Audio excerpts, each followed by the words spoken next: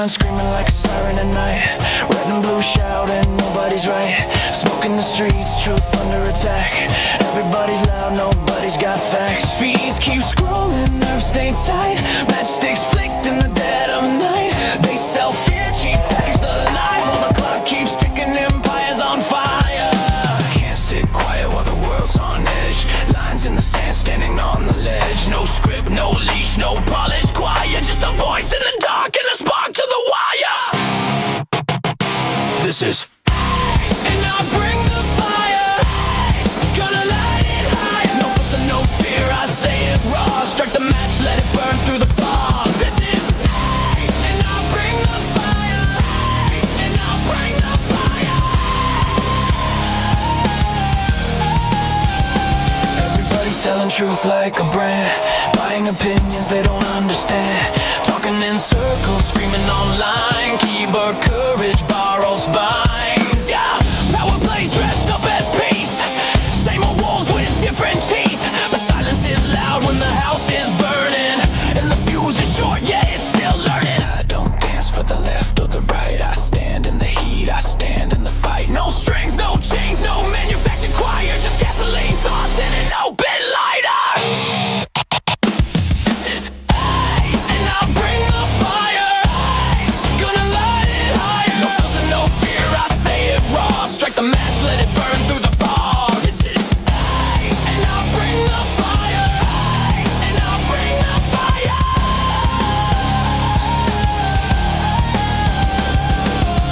fire. World's on tilt, pressure climbing. Truth don't whisper, it's perfect timing. You can't cancel the smoke, you can't stop flame. Say my name when it hits, say my name. Why? Say my name. Say my name. Fire don't ask permission. Fire don't need a side. Fire just shows up honest and exposes the lie. This is and I'll bring the fire. Truth is harder. Burn it down till what's real survives. No smoke, no mirrors, just heat and lies. And I'll bring the fire. And I'll bring the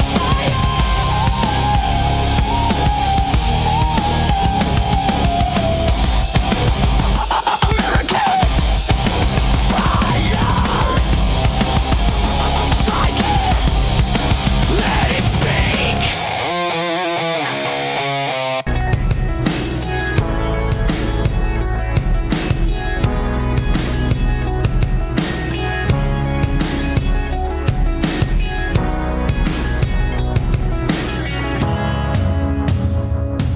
Happy Friday, everybody. What's going on?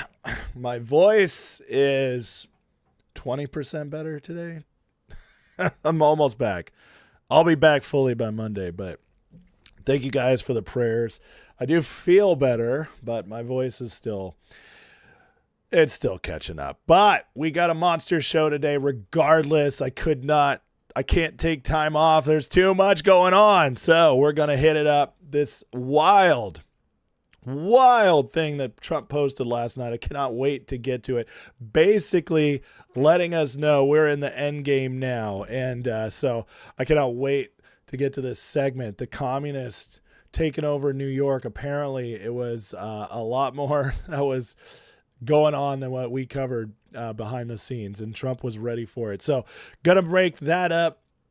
How things are ramping up. We're in the end game against this deep state City of London system. Trump is working hard, I can tell, to make things really accelerate this year, our 250th anniversary, especially before the midterms and around July 4th. Do not think it's coincidence.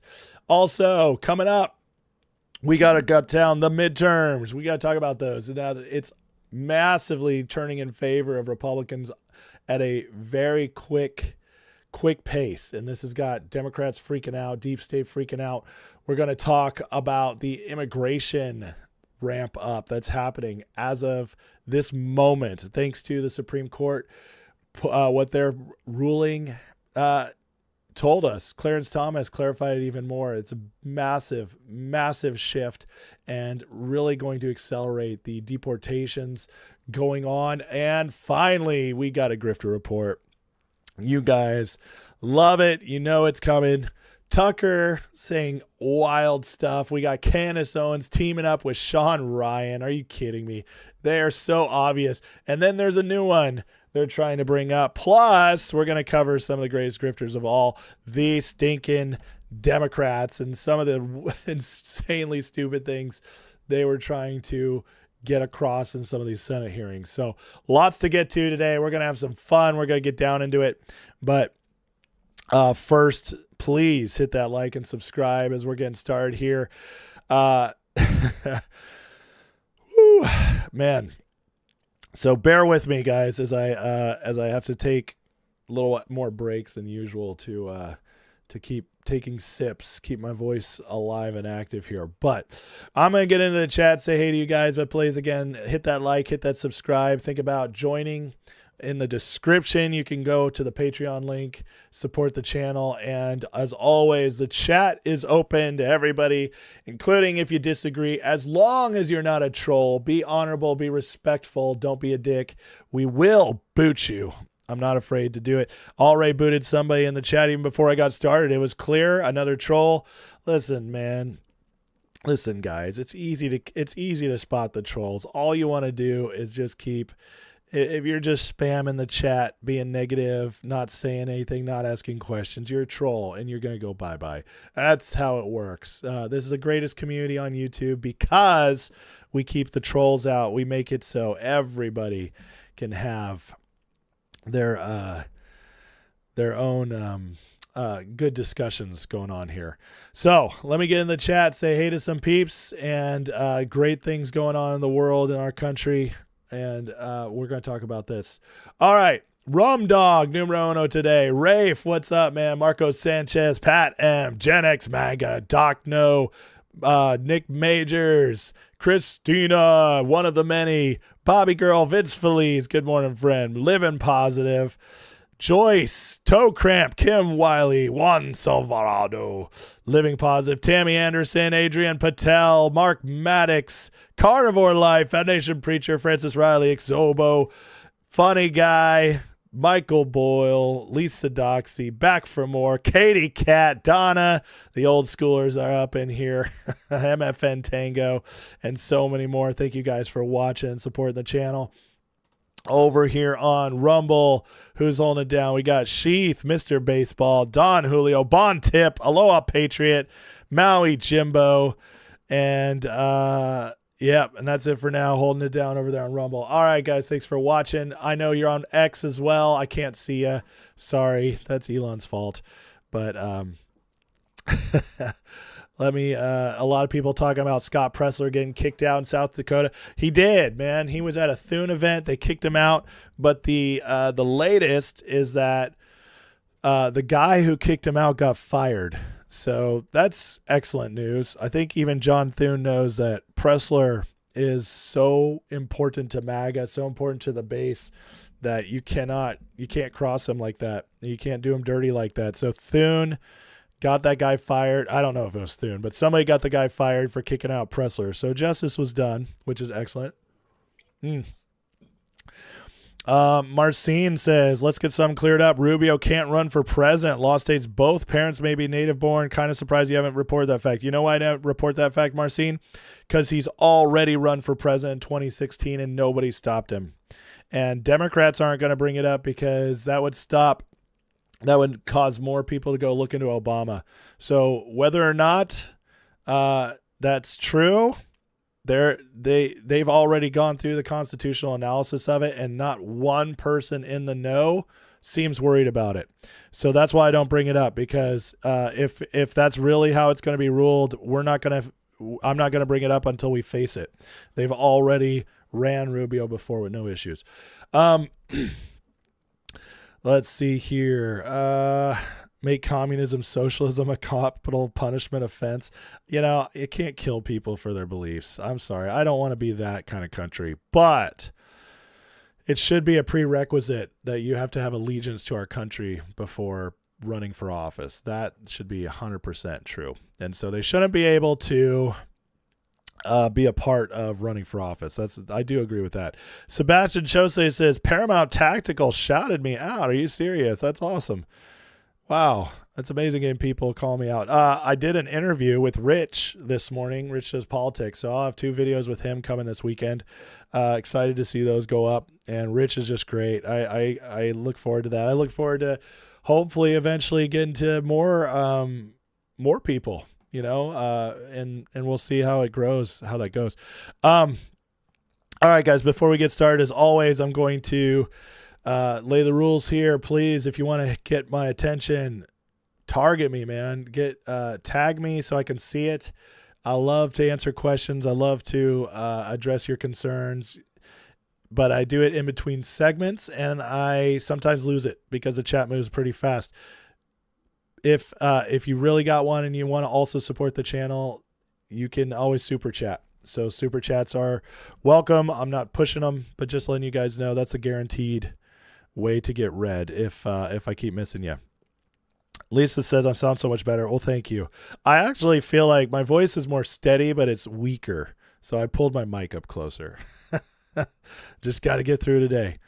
Then I get to take a couple weeks off. Seahawk Nation reporting Tuolumne County. That's where I grew up. Seahawks Nation, Tuolumne. What's going on? That's California land, man. You can't be a Seahawks fan in California. Get out of here. It's terrible. Terrible. Jeffrey asks if the Communist Act of 54 prevented them from being a government. The Communist Act of 54 has already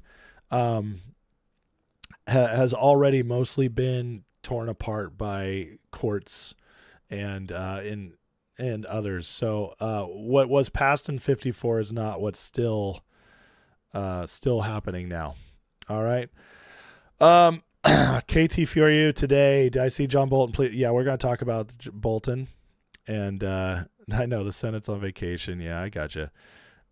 Drew says, screw the Niners. Listen, man, you don't have to like my team to be here. That's not a troll. I'm not going to ban you, but I'm going to give you a 5-minute timeout for being mean to my Niners. 5 minutes, you're in timeout. And Steven Katzman too. All right, 5-minute timeout. You guys enjoy your 5 minutes in purgatory. That's how we go. I am emperor on my channel. Don't mess with it. You guys, people can mess with the Niners, but don't say screw them. Come on, that's too far. You know, tell your team. Don't dog on my Niners. Yeah, that's right. Now I'm creating a bunch of Niners fans. Don't worry, guys. It's only 5 minutes. You'll be back soon. You're not banned. You're just on 5-minute timeout. You got to wear the dunce cap for a couple minutes. New Life, welcome to the basic Ace-Hole membership. Thank you, sir, for joining and supporting the channel. Love it. Appreciate you guys. Sorry, sometimes I got to be a little authoritarian. It's just more fun that way. It's my channel. I get to run it the way I want to. You guys will be back soon, and then you'll be a little bit nicer. Yeah, I talked about the stuff with Thune. Navy has my back. Thank you, New Life. I appreciate that. IRGC fired on a vessel going through the strait. I know. Trump finally commented on that this morning.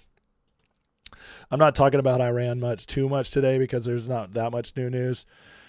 But was this MFN? Niners are the most MAGA team in football. MFN, 5-minute timeout. There you go. Take that. Trump did post this today, though. He said Iran shot at least 4 one-way attack drones at ships traversing the Strait of Hormuz. One of the drones solidly hit the upper deck of a large and expensive cargo-carrying ship. Damage was done. Ship was able to proceed on its way. We knocked down 3 other drones. This is foolish violation of our ceasefire agreement. I honestly think that you said that the Republic of Iran. I wouldn't be surprised if this was some people who were a little more renegade. Trump's talked about those before, about people like trying to screw up the deal, trying to mess with what we're trying to do over there by going rogue. So I wouldn't be surprised if that's what it is. We'll watch and see if this turns into anything bigger. I don't think it is. I think City of London is just terrified of the Iran situation being settled. I think they're terrified of us, with Trump restructuring the world order, the energy, and the economy. I think they're terrified of that. So that's why he's not making too big a deal of this. I don't think it's necessarily the leaders that they're working on that did this. So he doesn't seem too concerned about it. We'll find out. We'll pay attention to it. As if it grows into a bigger story, we'll talk about it. But other than that, guys, other than that one strike on a ship last night, the whole Iran thing for almost 2 weeks now has been going smooth. For everybody who said like this MOU, you can't trust it, whatever, it very much so far seems to be in control. So we'll watch it. I know it's early, but still, we were told that it was going to go up in flames quickly, and so far that hasn't happened. So, all right, are you guys ready? We got to get into this because this is big. What Trump posted last night is a big deal. So again, hit the like, hit the subscribe. We're going to get into a section here. When I'm done with the segment, I'll come back into the chat and catch up with you guys. The 5-minute Niner hate timer should be up by then, so you guys can offer your thoughts. and maybe I'll be more of a compassionate dictator when I come back. We'll see. Depends on what you guys say. But yeah, we got to talk about this massive Truth Social post that just came out after the communists took over. So Trump went to Truth Social after all these commies won the primaries in New York the other night. And he'd already been around the block doing interviews saying like, this is actually good for us. We're well aware of it. Communists will never take over America. And then he dropped this bomb. He says the communists are finally making their move. I've been waiting and preparing for this for a long time. It's easy to be communist. All you have to do is say, I'll give you everything. That means you're taking it away from others that have earned it. Over thousands of years, the ideology has not worked once. The game is on. Enjoy watching. Wow, there's a lot here. First of all, we're just going to go sentence by sentence here. Communists are finally making their move. That's very interesting to me. I hope you guys understand that the communists, what's going on in this party, the Democratic Party with this Democratic Socialist, the DSA, and the commies taking over. I hope you guys understand, and I've done a good enough job teaching you guys, that this is all City of London, okay? I mean, there's an excellent book by Richard Poe. It's about how like the British invented communism and blamed it on the Jews. I highly recommend reading that book. Now, the City of London system, the globalist system, is basically a communist system. This is what they've been pushing for a long time. There's a reason why they brainwash our kids, us, through college into agreeing with communism. There's a reason why the most quote-unquote educated people in America are hardcore leftists in many ways. They've been indoctrinated. They push them to this communist ideal. And the reason is because in communism, you pitch it to the people as you're going to get a lot of free stuff. Your life's going to get easier for you. But what happens, obviously, is the central government grows and grows and grows, takes over. The people then suffer, but the government is taken over. It's completely given over to them. They want that to happen, which is why they push and use communism. So when Trump's saying the communists, he really means City of London. He really means the globalists. And it's important to recognize because the way Trump writes this, that's the tell. So he says the communists are finally making their move. In other words, the push to get these people to the top is finally happening. He's pushed them. He's broken them. He's taken away their power so much that they're so desperate now. They're finally making their final move. And that's how I interpret this. And the fact is, he says, I've been waiting and preparing for this a long time. It's extremely interesting thing to say. Basically, he's telling all of us who've been paying attention the last 10 years that we weren't wrong. We've been watching Trump. We've been believing he's going to do something massive. And this is a communication to us, a signal. Yeah, the preparation has been happening. I've been waiting on them. For everybody wondering why it hasn't escalated, well, we're getting a good clue as to that. He's been waiting. And then he talks about being a communist, but the end part is really interesting. The game is on. That tells you that it's end game. Okay? This totally lines up with everything we've been saying. Iran being the key. Iran being the extrication of those tentacles from the Middle East. Iran being the place that is significantly hurting their whole structure. It exposed how China's more of a paper tiger compared to what we were saying it was, or we're taught it was. Iran wasn't as strong. The shipping is now changed. As Lloyd's of London has lost power, the ability to manipulate oil prices is gone. NATO has been exposed as feckless and actually not on our side. Trump's been doing all of this, weakening City of London, which is why they deployed all assets with influencers having to attack Trump over the whole Iran issue. There's a big reason for it. They attack because they were desperate. And then Trump tells us that when I'm done with Iran, I'm coming to the domestic side. Well, what happens? Literally 10 days after the MOU is signed in Iran, 10 days, we have communist takeover of New York, almost full control now, at least the city. And it's not that Democrats weren't already commies. They basically are. It's that they were never open about it before. And now this openness is it's detrimental because Americans are going to wake up more. But there's a couple ways to look at this. Either they're so desperate now, they're pushing this last push to get this done. The crazies are coming out, and it's they're trying to make one last run at everything and hoping that by going all in, it works. The other way to look at it is that the establishment, Democrats who are chipping away, trying to win this midterms, hoping they could outlast Trump, that they've lost control of their crazies. I think it's kind of a combination of the two. I think they've definitely lost control of the crazies. They're taking over the party because you can tell by the Democratic panic that that's definitely a part of it. They weren't expecting this. But City of London loves nothing but to create chaos because they'll do whatever it takes to regain power. And this chaos now, they're taking over our largest city in America, and they're putting their foot down and saying, we're not giving in. And this is going to give Trump the excuse to really ramp things up. That's how I read this post. And when Trump says he's been preparing a long time, he's not joking.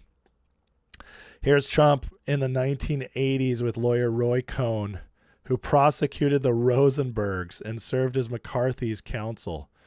I mean, direct ties to Joseph McCarthy and the Rosenbergs, the great communist purge of the 50s.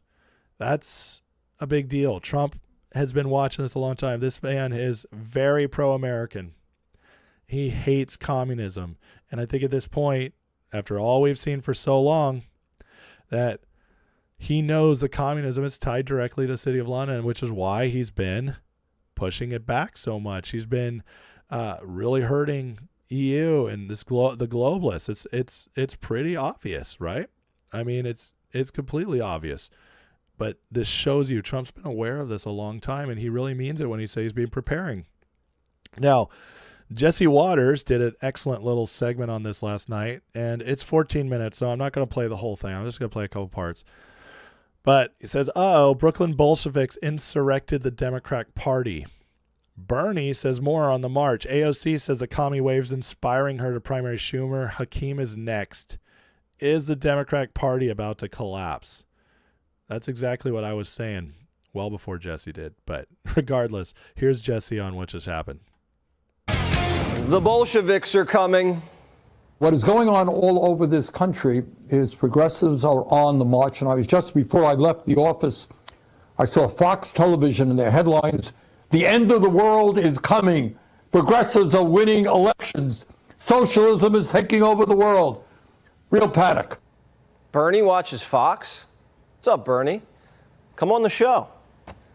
Finally, Sanders has an army, but Mondani's commies are a whole new breed, and the establishment can't see it coming. We talk a lot about the party being a big tent party, and we should be.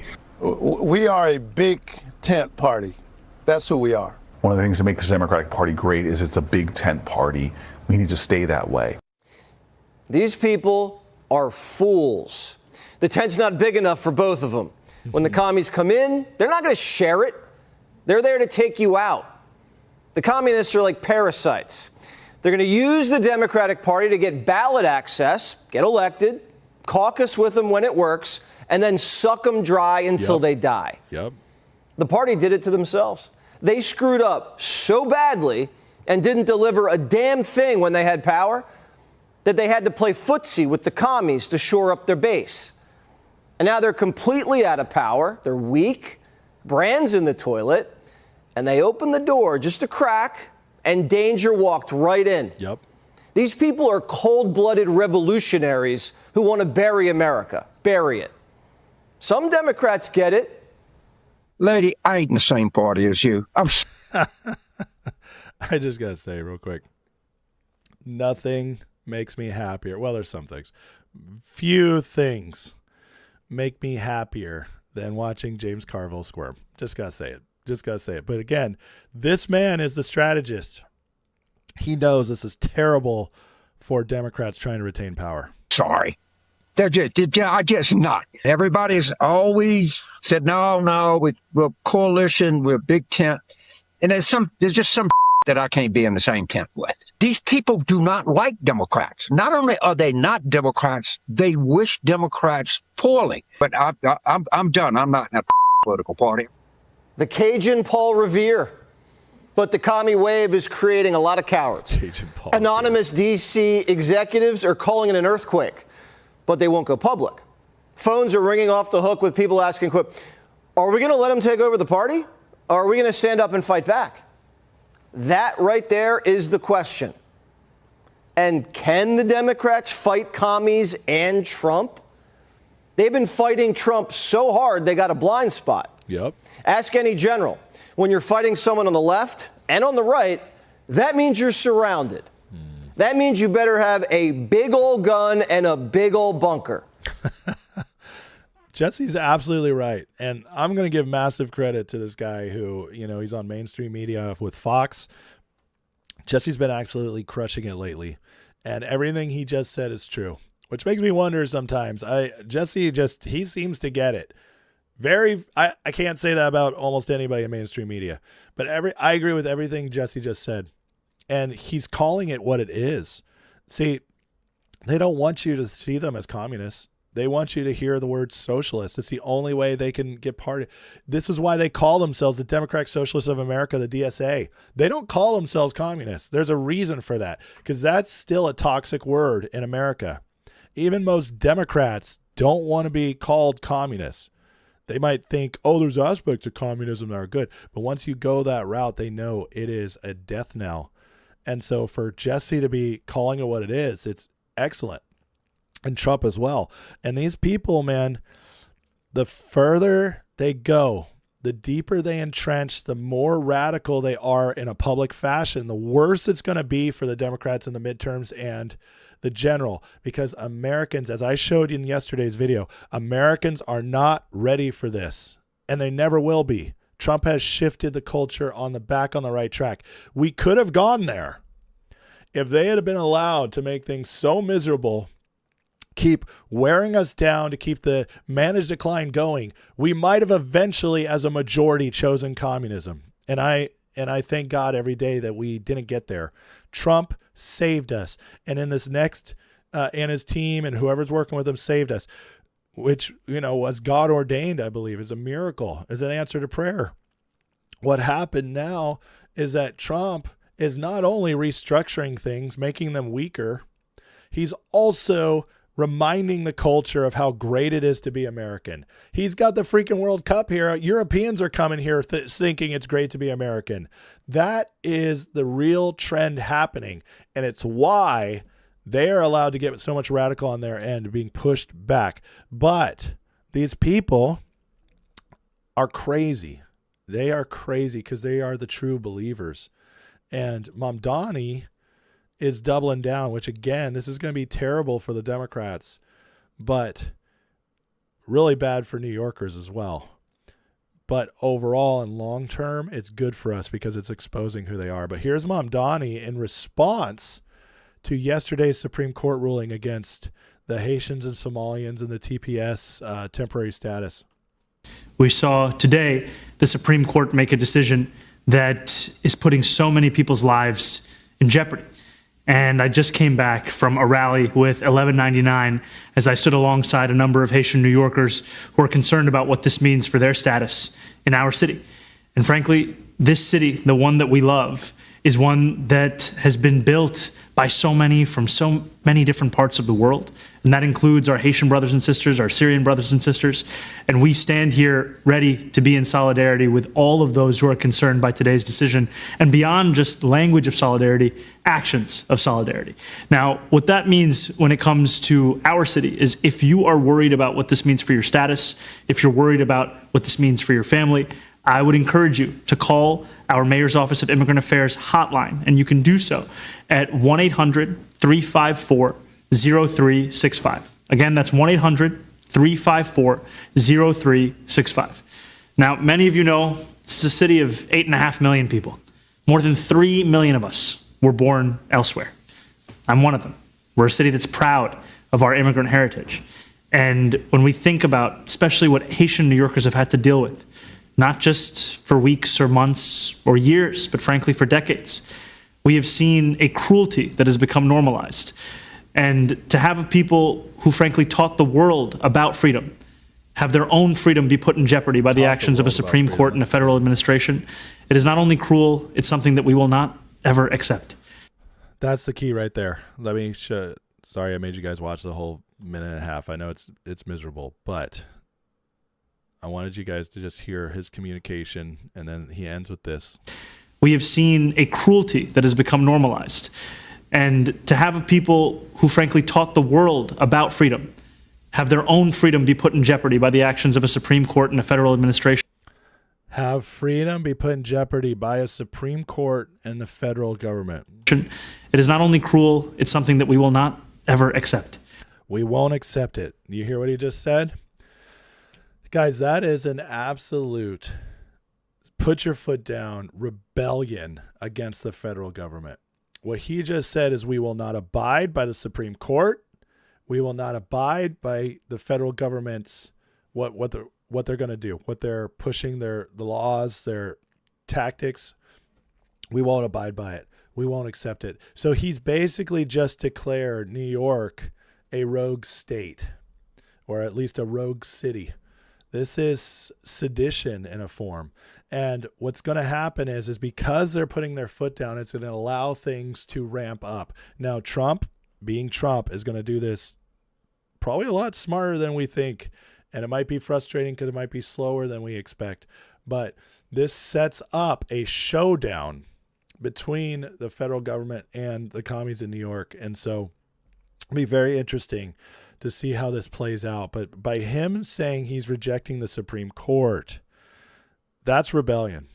That's absolute rebellion, because that is the law of the land. And we have not seen this yet. But the DSA, this is how they're all acting. Here's DSA, or this is an exposing DSA extremism. Watch this. Avir Kawase, Ian Huntley, Christian Celeste Tate, Iapa Sarutapak, David Orkin, Samantha Catan, and Diana Moreno, all won by at least 18 points. So don't even try it. We control these areas. We won by massive margins. We have a democratic socialist mandate in New York City. Next slide, please. So in addition to the mayor, more than 3 million New Yorkers are now represented by socialists at multiple levels of government. And in some cases, that is every level government. So this is Greenpoint, Williamsburg, Bushwick, the People's Republic of Ridgewood, Fort Greene, East New York, Cypress Hills, Sunnyside, the People's Republic of Astoria, Long Island City, Richmond Hill, Ozone Park, Morningside, Harlem, Washington Heights, Inwood, the Bronx, Woodside, Bed-Stuy, Crown Heights, Lower Manhattan, Woodhaven, and probably more. What he said was, we don't even try it. We control these areas. That's the point I wanted to get across here. This is wild. And these people, like, they weren't even voted by that many people. Like, not that many people showed up to vote. The Democrats allowed the crazies to take over. They kept them under wraps for a long time, just used them. But this is what happens when you play with fire. You eventually get burnt. Now they're coming out. And honestly, I think this is a good accelerationism. This is what we want, because now it's forcing the Democrats to be honest and open about who they are, what they've created. This will lead to good things. But in the meantime, it's going to get intense, especially in these areas. Now, if you're in a red state, forget about it. You're fine. You don't have to worry about that.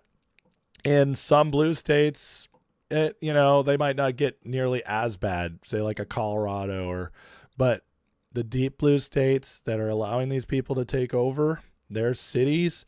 We saw this a little bit in 2020 with Seattle and Portland, but this is even worse because now these people have fully taken over their government, and it's the biggest city in our nation, which is going to wake up a lot of people. But as you can see, like, they won with these small percentages of people actually voting versus the general election, November 25 for the mayor, 32% voted, but they won it because this is why it's so important to vote even in midterms and primaries. Now all these people in the city of Democrats who, it's not a city of socialists, it's a city of Democrats. And a lot of those Democrats are just lifelong Democrats, or, they just don't think twice. And the anti-Trump nonsense has allowed them to sit back and just be like, whatever, we'll get a Democrat no matter what. And now they let the crazies in. It's a good reminder. Show up and vote, guys, because if you don't, you never know who will come in. So, but here's a little more of Carville freaking out because he cannot believe they allowed this to happen. This was supposed to be their year. This was supposed to be the year we fight back against Trump. We get back in power. They had the whole plan. Everything was perfect. The Iran war was making Trump unpopular. Gas prices were high. We were going to ride in. And now gas prices are low and going lower. Iran is done for all intents and purposes, at least as a conflict. And now we've let communists take over, and Carville he's crashing out. There are some guys, like a person that illegally commits a felon, we shouldn't deport him. No, put him in jail, then deport him. I mean, a felon is a felon. I don't have any sympathy for them. But these people are really out there, and a lot of people feel like I do. We just don't want to be in the same political party with them. That's a big statement. We don't want to be in the same political party with them. And they're showing it. As of now, 13 moderate Democrats have signed a Promise to America pledge vowing to fight against Democratic Socialists. This is the beginning of the civil war in the Democratic Party right now. This is a big deal. Civil war. I mean, the Democrats who know, and listen, there's not really any moderate Democrats, but they pretend to be. They got to take it down. They're freaking out. They're like, we have to do something. We have to show something, because otherwise, if we get labeled as this, we're done. We're in big trouble. Big trouble. Here's more from Carville talking about a schism. Mr. Valiant, the New York Times reported, and I have the quote right here, I'll get to it. She is against pass off all her views. She has attacked interracial relationships in the American flag. Lady, I ain't in the same party as you. I'm sorry. I just not. And I actually do think it's time for Democrats to talk the S word, schism. I really do. This is the guy who's been the chief architect of the modern Democratic Party. In case you don't remember, before Clinton, Democrats were the JFK party. They, Lyndon B. Johnson, JFK, they were much more moderate. And then Clinton got in. Clinton and Hillary pushed them far to the left, but he also was popular. He was the one who was able to get 2 terms, which a Democrat hadn't held 2 terms since FDR, 50 years earlier. Clinton broke the streak. He gave them the blueprint to keep winning elections. And that's because of this guy right here. It was all his ideas. For him to be freaking out is a massive sign that Democrats are in big trouble. But that also means the deep state's in big trouble because we took over MAGA. I mean, we took over the Republican Party. MAGA now owns the Republican Party. We are purging the final deep staters from MAGA. It's taking a little time, but we control it. We are 65-70% of MAGA. The primaries this year proved it. The last standing deep state power in America is the Democratic Party. And they are collapsing right now. They are falling apart.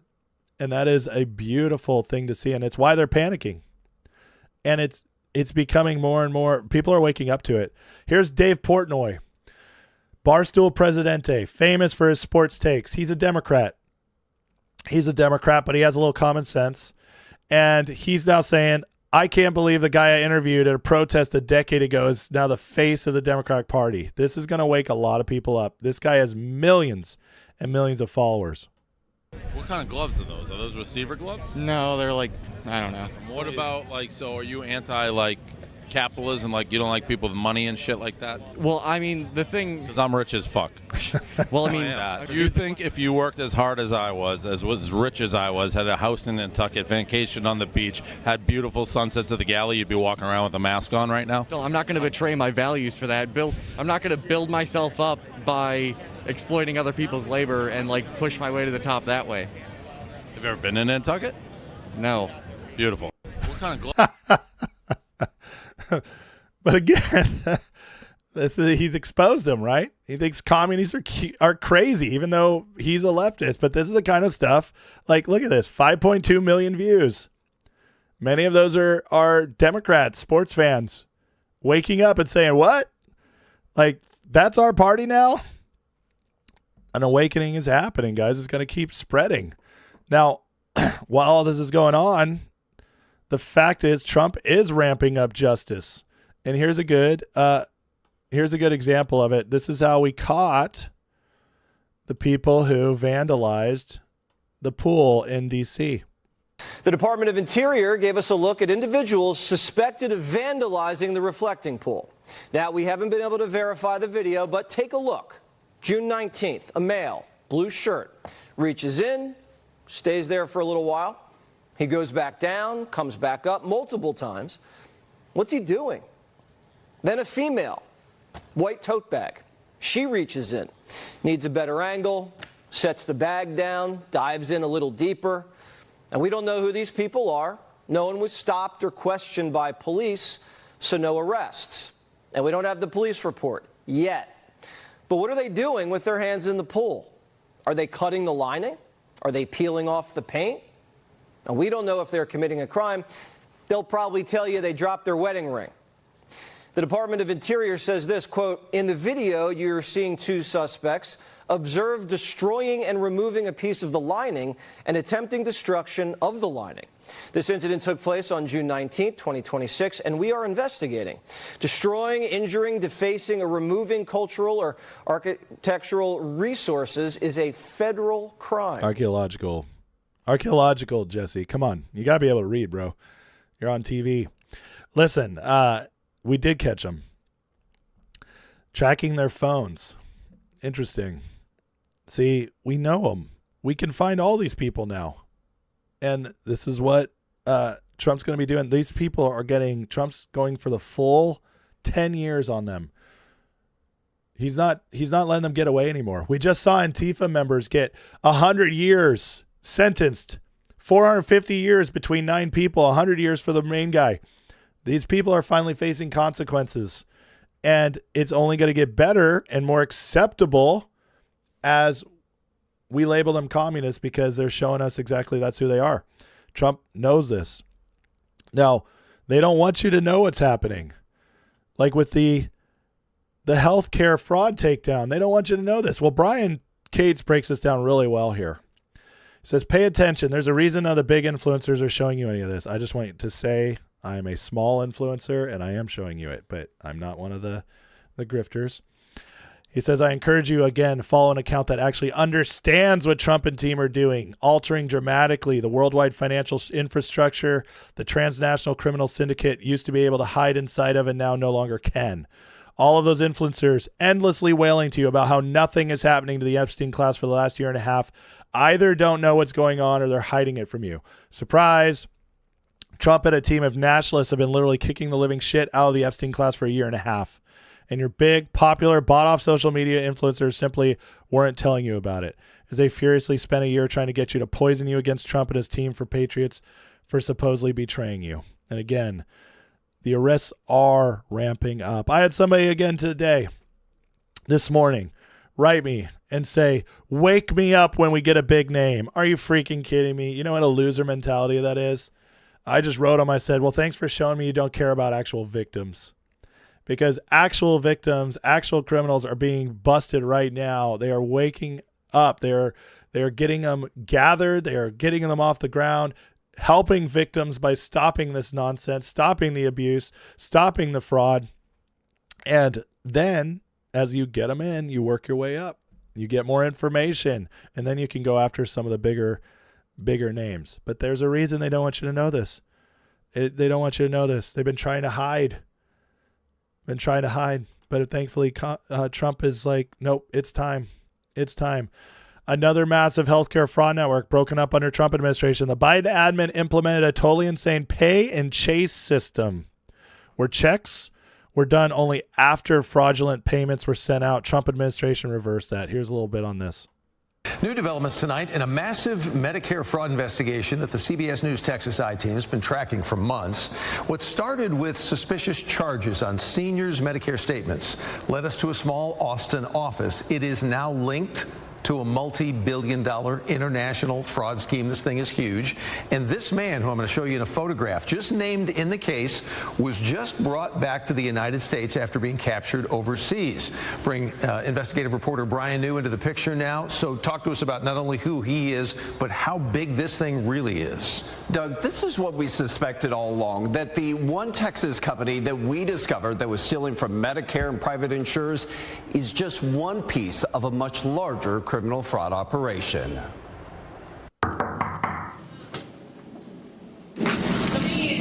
When we walked into this North Austin office 6 months ago, hi, how are you? We saw the alleged operation up close. Boxes packed with medical and insurance records, and two employees who told us they knew nothing about what was going on. Oh, wow. So this is all news to you? Yes. I did not know. Listed as a medical supply. How crazy is that? Did you guys see all those papers? That's insane. We're talking billions and billions. This is drying up their funding. You understand? You knock out the money and they can't keep functioning. You need resources in order to cause havoc. You need resources in order to win elections. You need resources in order to keep crime going. You got to have the money. And the Trump administration's cutting it all off. Now, if you're worried about big names, well, we did get one so far. And I know it's not Bill Gates, but this is a big name. John Bolton today pled guilty to retaining national security information. It's official. He took a plea deal. He still got guilty. I believe he could face up to 5 years in prison for this. It's going to ruin his career, take all his money out. I mean, this is a big freaking deal. John Bolton is a criminal now, and we can say that, and I no longer have to say allegedly. Bolton, hardcore neocon, been around a long time. Worked with George Bush, worked with Trump in term one because of Steve Bannon. But Trump sniffed him out, got him out, and now the man is a felon. This is how it's going to keep happening. The big names, a lot of them will be offered plea deals. Sorry if you don't like it. It's just the way the system works. But it's still a win. Once a felon, always a felon. You can't get out of it. You know, in this case, he took a plea deal. This is a big deal. This is this means he agreed to it. I don't know how the appeal system works with that, but regardless, this is a big name. This is the beginning. Comey, he's close. There's word that Obama is starting to be subpoenaed for to be in to the grand juries in Florida. John Solomon just came out the other day, said the classified files he's going over are much, much worse than he expected. Guys, when Trump said he's going after it's game time, he meant it. We're just at the beginning. Remember, we still have almost 3 years left. And them revealing themselves told Trump, oh, I can accelerate. And this is interesting as well. J.D. Vance yesterday at the Nixon Foundation had some very interesting things to say about Nixon. And this is part of the exposure happening. Listen to Vance. So we were talking about this a little bit backstage, but I'm actually fascinated by Nixon as a character. I apologize. This is the sound on this clip's terrible. You might have to turn up your volume for this clip. Sorry, guys. History. I think that his historical legacy is enjoying a bit of a renaissance, but I think deservedly so. As I joked with Robert backstage, if Watergate happened tomorrow, it would be like a 12-hour news story. Like, the idea that it would have taken down a presidency is crazy. And by the way, if you look at the story of how the deep state took down Richard Nixon. Did you hear what he just said? The story of how the deep state took down Nixon? That's interesting. It's not all that different from what the same groups of people, the same institutions tried to do to Donald Trump in the first Trump administration. There is a parallel. Listen to the applause. People are agreeing with this. I also just, at a personal level, young senator, vice president, writes some best-selling books, is hated by the media. It kind of sounds like J.D. Vance. So I'm a little, I've always liked Richard Nixon. Great. But one other thing about Richard.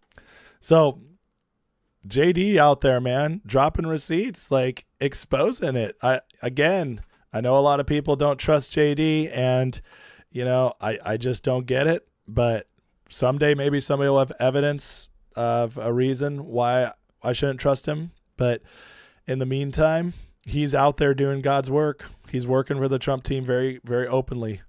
Exposure, calling things out. The fraud team is a smashing success. It is just killing it. Everything he's doing is working right now, and everything he's doing is very MAGA. So the exposure's here.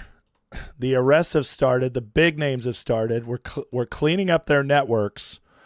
And meanwhile, Democrats are in absolute panic. Carville freaking out. Democrats aligning against the commies. All of this happening. And while all this is happening, Trump's out there saying, the game is on, enjoy watching. He's ready and been preparing for this a long time. And you guys are blackpilling? I don't think so. I think the best is easily yet to come, and a lot of it's going to come in just the next few weeks and months heading into the midterms. It seems to me like Trump is truly, along with his team, really in control of the situation. And like he says, enjoy watching. That's what you say to somebody when a show is about to begin. All right, guys, if you don't mind, hit that like and subscribe. Next we're going to talk about the midterms and the trends going on in the midterms. But before we do, I do want to take a break, get into the chat. I see a lot of new people here today, so let me catch up with super chats first, and then we'll get in the chat. Tag me if you're trying to get my attention. $5 super chat from Jennifer Walsh says, if you want to see DSA in action, look at Chicago. They control the mayor's office, city council, school board, and police. Chicago is an absolute disaster, and you're right. was it Brandon Johnson, their mayor? That guy is a total psychopath. Thank you for the support, Jennifer. David123 said $10 super chat says Mamdani should be scared Trump's so nice to him. I'd be wondering what he has up his sleeve. It's like when a monster offers you wine before shooting you. I think Mamdani is arrogant, and he doesn't realize that Trump's keeping him close to have more control over him and to, more pressure when it's time. I think Trump is always playing the game, so to speak. Trump is never letting his guard down, in my opinion. People like to act like he does. People like to think Trump's stupid or weak or he's got too much hubris to understand what's really going on. I don't see that at all with Trump. I think Trump's always on all the time, and he's always doing things strategically. And after studying Trump for years, reading his books, watching him as president, nothing could convince me otherwise. Mart me with the $100 super chat. Oh, my God. Thank you, Mart. Says a lot of people don't realize a real investigation has zero press. People think there's going to be public press updates on Epstein investigations. That's not how real investigations work. No one's supposed to know it's happening until it's complete. A freaking man. Thank you, Mart. Thank you also for the incredibly generous super chat. But he is 100% right. Mart, I have been trying to educate my audience on that for months, if not years. And I could not agree with you more. You are so right on that. And we are starting right now to see the results of a lot of those investigations that have been going on for a long time. And I think that's very important for people to recognize. And I think most people, especially people who watch channels like mine, do understand that. I really do. So thank you for your very generous super chat. Okay, let me make sure I'm not missing anybody else here. Punchcat says black pillars like libertarians are biggest do-nothing simps, have no clue what's going on, ask them for real solutions. I have nothing. Completely agree with you. Let's see here. Did we have some trolls in the chat? Yeah, RICO cases can take a very long time. That's very true. Absolutely. John asked, can I do a show on Canada situation? Man, I touch on Canada. There's so much going on in America and how Trump is impacting. I don't know if I'll ever get to just a pure Canada segment, but I'll see if I can get there. Dan the Man Green, I do not know how you're still blackpilling, bro. I don't know how you say there's nothing coming. Since you've been watching my show, I've reported so many incredible things have happened. At this point, Dan, it's a choice. You're choosing to be negative. You're choosing it. I don't understand how you're not seeing what we're seeing.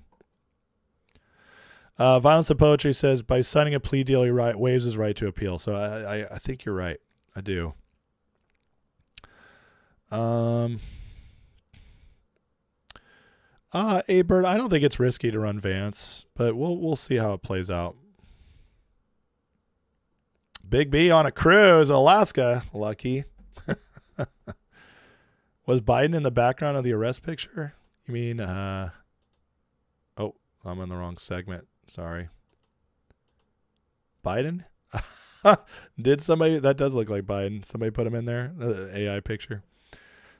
That's funny. All right, let me see here if I'm missing anything else. Dan, I get if you're not doing well, and I'm sorry for your situation, but all I can tell you is you got to keep fighting and just figure out what to do about it, and you'll eventually get a win. You'll eventually get wins. I've been in very dark places, and my life is better than it's ever been. I still have issues, but you just fight.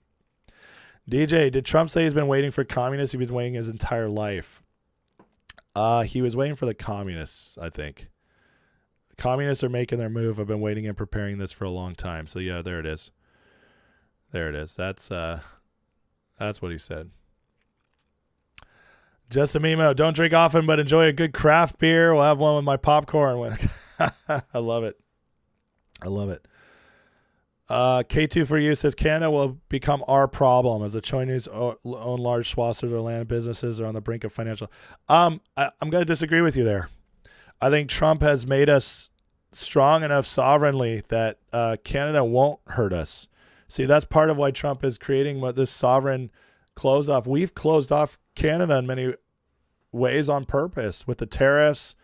We've been stricter on the borders, all kinds of stuff. So I don't agree with that. I think Trump is reshaping. He's weakening City of London so much that Canada's downfall, if they choose to go that route, is not going to hurt us nearly as much as it would have, say, 5-10 years ago.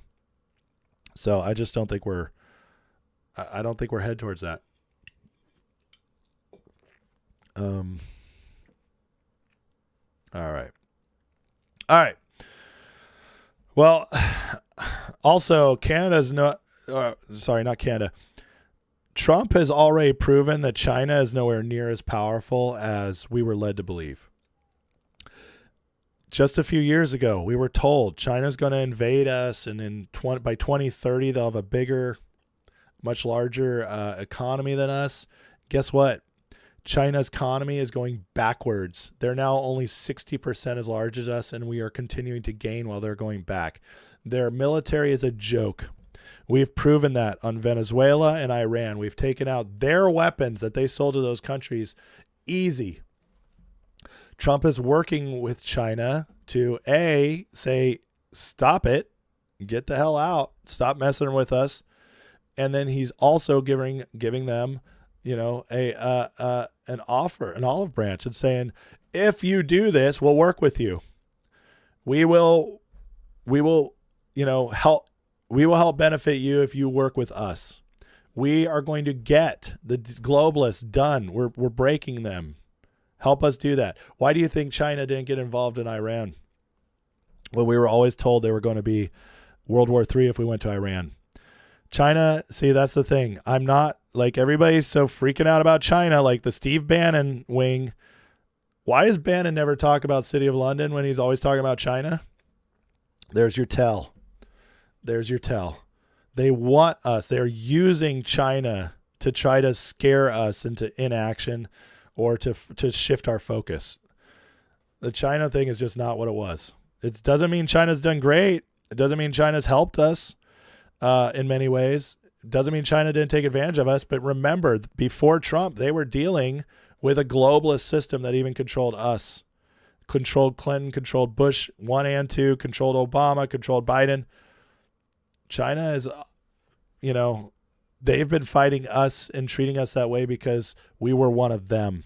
And I think Trump is trying to tell us no, or tell them no more. We're not playing the games anymore because we're not the same people. And I think that's really going to change things. Let's see. I thought I saw one more tag, but maybe not. Okay. Let's get into the next segment here. Because it's getting really interesting leading up to the midterms. It really is. All right. Newt Gingrich. I always tell you guys, why is Newt Gingrich important? A lot of people don't like when I talk about Newt. They don't think he matters. They're like, Newt's a rhino. Newt's not important anymore. No, Newt matters. Why does he matter? Because he is representative of the establishment wing of the party, but he also is like, guys, wake up. The new day is here. You're going to have to get on Trump's team or get left behind. And Newt is sending out a signal. Newt is a hero on that side of things, and Newt is very smart. He's very smart. Whether you agree with him on everything or not, he's brilliant. And he, again, he was doing it with Iran, and now he's doing it with the Save America Act. Newt is putting out the word to the establishment Republicans. Do this or you're dead. Here's Newt's latest post. Again, 2 a.m. in the morning, man. Newt stays up late. President Trump's campaign for election reform is strongly supported by a majority of Americans. Senators trying to block honest elections open only to Americans are fighting against the vast majority of Americans. Here's the proof from America's New Majority Project. Proof of citizenship, register to vote. 79% for. Photo ID, 77%. Non-citizens opposed, 77%. From the White House, do you support the proposed SAVE Act? Dems, 50-50. GOP, 91%. And independents, 69%. Pew Research, 83%, including wide majorities of Democrats, independents, whites, blacks, and Latinos favor voter ID. Gallup, 84%, says 98% of Republicans support it. This is the blast. Newt is trying to wake them up. What he's basically saying to John Thune, what the hell are you doing? You are going to ruin your career.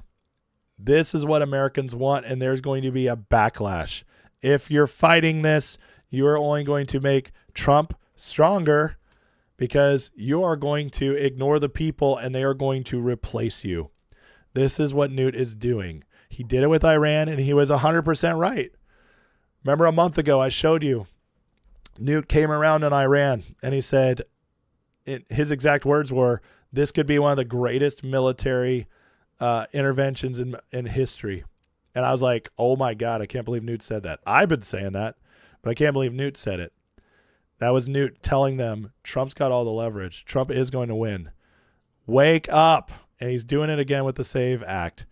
And there are some senators starting to wake up to this. Some senators aren't necessarily MAGA, but they're smart. Here's John Kennedy, who I've talked about before, used to be a Democrat. Don't completely trust him. But after the meeting with the president the other day, it was a wake-up call to a lot of these senators. Listen. Social saying the vote puts Iran on notice, and Senator John Kennedy joins us now. This is one of the topics in yesterday's luncheon. We'll get to the rest of it, but a quick thought about the Iran War Powers Act. Well, we won it last night. I'm much relieved. You have to understand what these resolutions are. They're resolutions by the Democrats to direct the president to cut and run in Iran. And day before yesterday, one of them passed. And that's why our meeting with the president was like an episode out of Euphoria. He came in smoking hot. And I'm not talking about his looks. I mean, put yourself in his position. He's negotiating with Iran, and all of a sudden, Congress, with Republicans' help, pulls the rug out from under. But we got it straight last night, and I'm very, very pleased. I don't know. I think they're making progress in Iran. We'll know in 60 days. You've got some patience there, and the president's running out of patience, though, on the SAVE Act. This is something that he said after the lunch yesterday. You just had a colourful lunch on the Senate, in the Senate. Would you be open to a compromise measure that had provisions of the SAVE Act into a reconciliation bill? Not really. No, the SAVE Act should be this not compromise. It's voter ID, it's proof of citizenship, and it's also the mail-in ballots. Do you think Trump seems scared here or worried? That's a man who has the power. He's like, no compromise. None at all. He's going to push this through, guys. I don't know how it's going to happen or when, but something's going to happen eventually on this.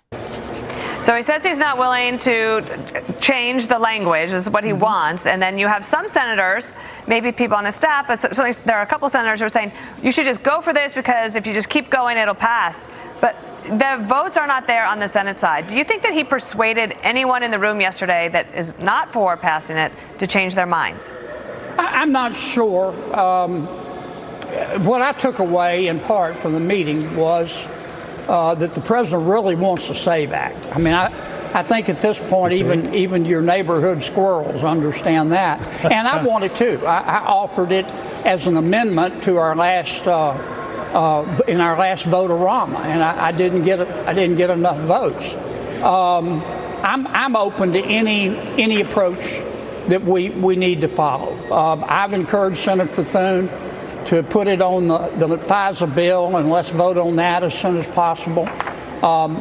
Senator Lee wants to try putting it on the floor, and his theory is if we just talk long enough, the Democrats will give in. You can make your own assessment of how likely that is to happen. But I'm more than willing to try it. I noticed yesterday, I still think the best way to do it is through reconciliation. Mike Johnson, our speaker, came out for that yesterday. Okay. I don't know that I can't put a gun to people's head and make. So it's pretty clear. Trump has Kennedy in line. Okay, whether you trust Kennedy or not, he's in line. I mean, he's right. He did offer his amendment. He has offered workarounds, and but again, what Kennedy just said there is telling. What are you guys doing? I've told Senator Thune, like, we have to try to make this work. Trump, man, he's not going to stop, and especially not as more evidence like this comes out. So the 799-page Dominion documents came out from this whole case with Mike Lindell, and it had ballots exceeded voters in 3 states in the 2020 election. Michigan had 500,000 more. Margin 154. Pennsylvania 155,000 more. Georgia 22,000 more. That's all you need to know about why we need this act. This stuff's going to keep coming out. Now remember, next week we're going to get the SCOTUS decision on Watson versus RNC. That's the one that's going to talk about the mail-in ballots. If the mail-in ballots stop coming in after Election Day, if Election Day becomes the official day, that's going to clean up anywhere from 10 to 30% of election rigging, because they wait to see how much they'll need and then they bring it in. They've done that time and time again. That will no longer be able to be done. The next thing is as Kate says, maybe we'll get the 2020 election theft report. That would be very interesting. Very interesting if we got that. Pulte, will he drop it? Because he's in charge now. He's been firing a bunch of people. Will he drop it in the same week? If he does, if he drops it the same week as this case gets decided, which we should get a decision sometime between Monday and Thursday. Holy smokes, guys. That is going to really ramp things up. Because then the Republicans, if they get this theft report and if it's a smoking gun and they cannot, they try to make an argument, why don't we're not passing Save America after that? Good luck. Good luck. So it could really ramp up next week. Now, while all this is going on, this fight over Save America and getting our elections shored up, things continue to improve for Trump on the economy. Look at this. Disinflation is the primary trend. This is exactly what Trump said was coming. This is what those of us who've studied the 1800s economy Trump likes have said is coming. Deflation and disinflation is the norm in a strong economy that is the American system, not the Keynesian system we've had since 1913 with the Fed, the income tax, and Trump's policies are leading us there. It's starting to happen. Don't listen to those reports on PCE, CPI. Those are accounting for price movement up and down. That's not what true inflation is. True inflation is more money supply, printing money. That's what keeps prices up long term. In the short term, they can go up because of supply and demand, but that's not inflation. But they label it inflation for a lot of reasons. They can manipulate that politically. But now the real numbers are coming in, and disinflation is where we're headed, especially as yields go down. This is going to be very interesting to see what this does for the people in the next few months and years. And then Trump is proven right again.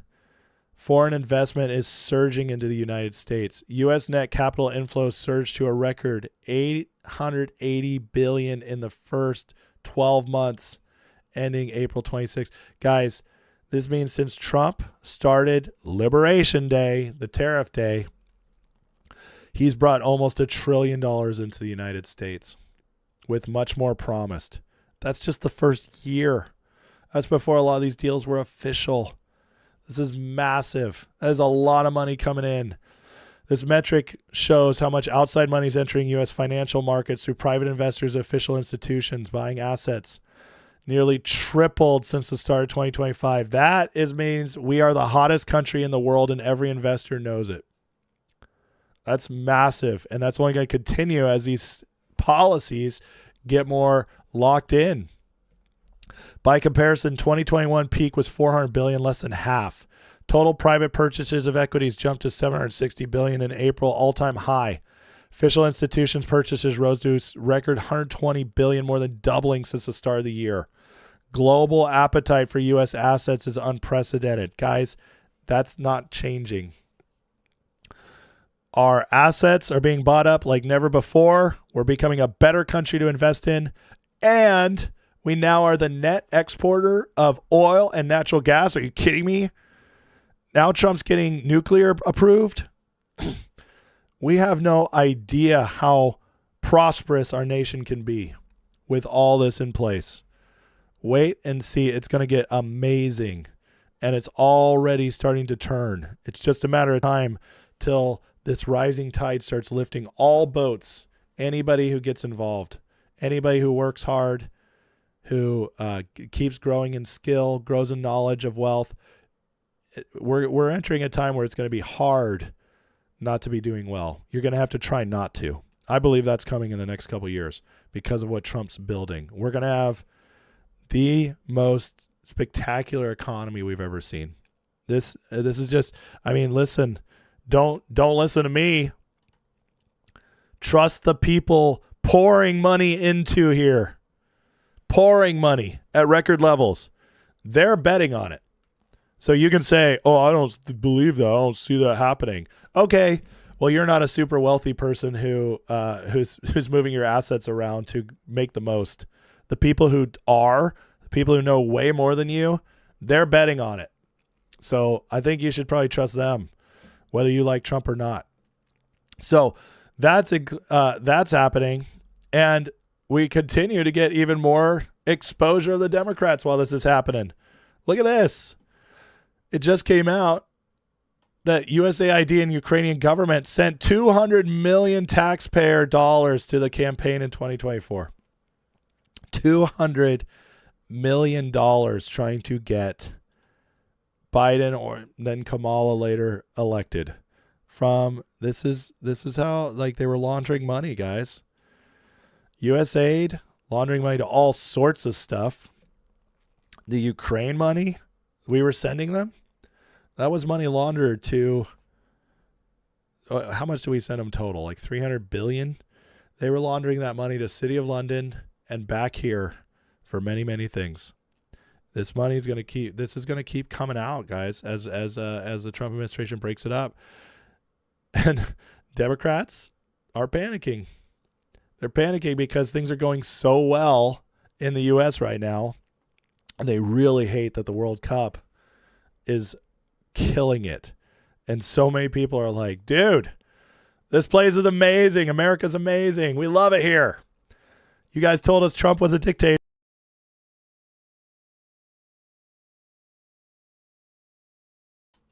You guys lied to us. This place is great. We love Buc-ee's.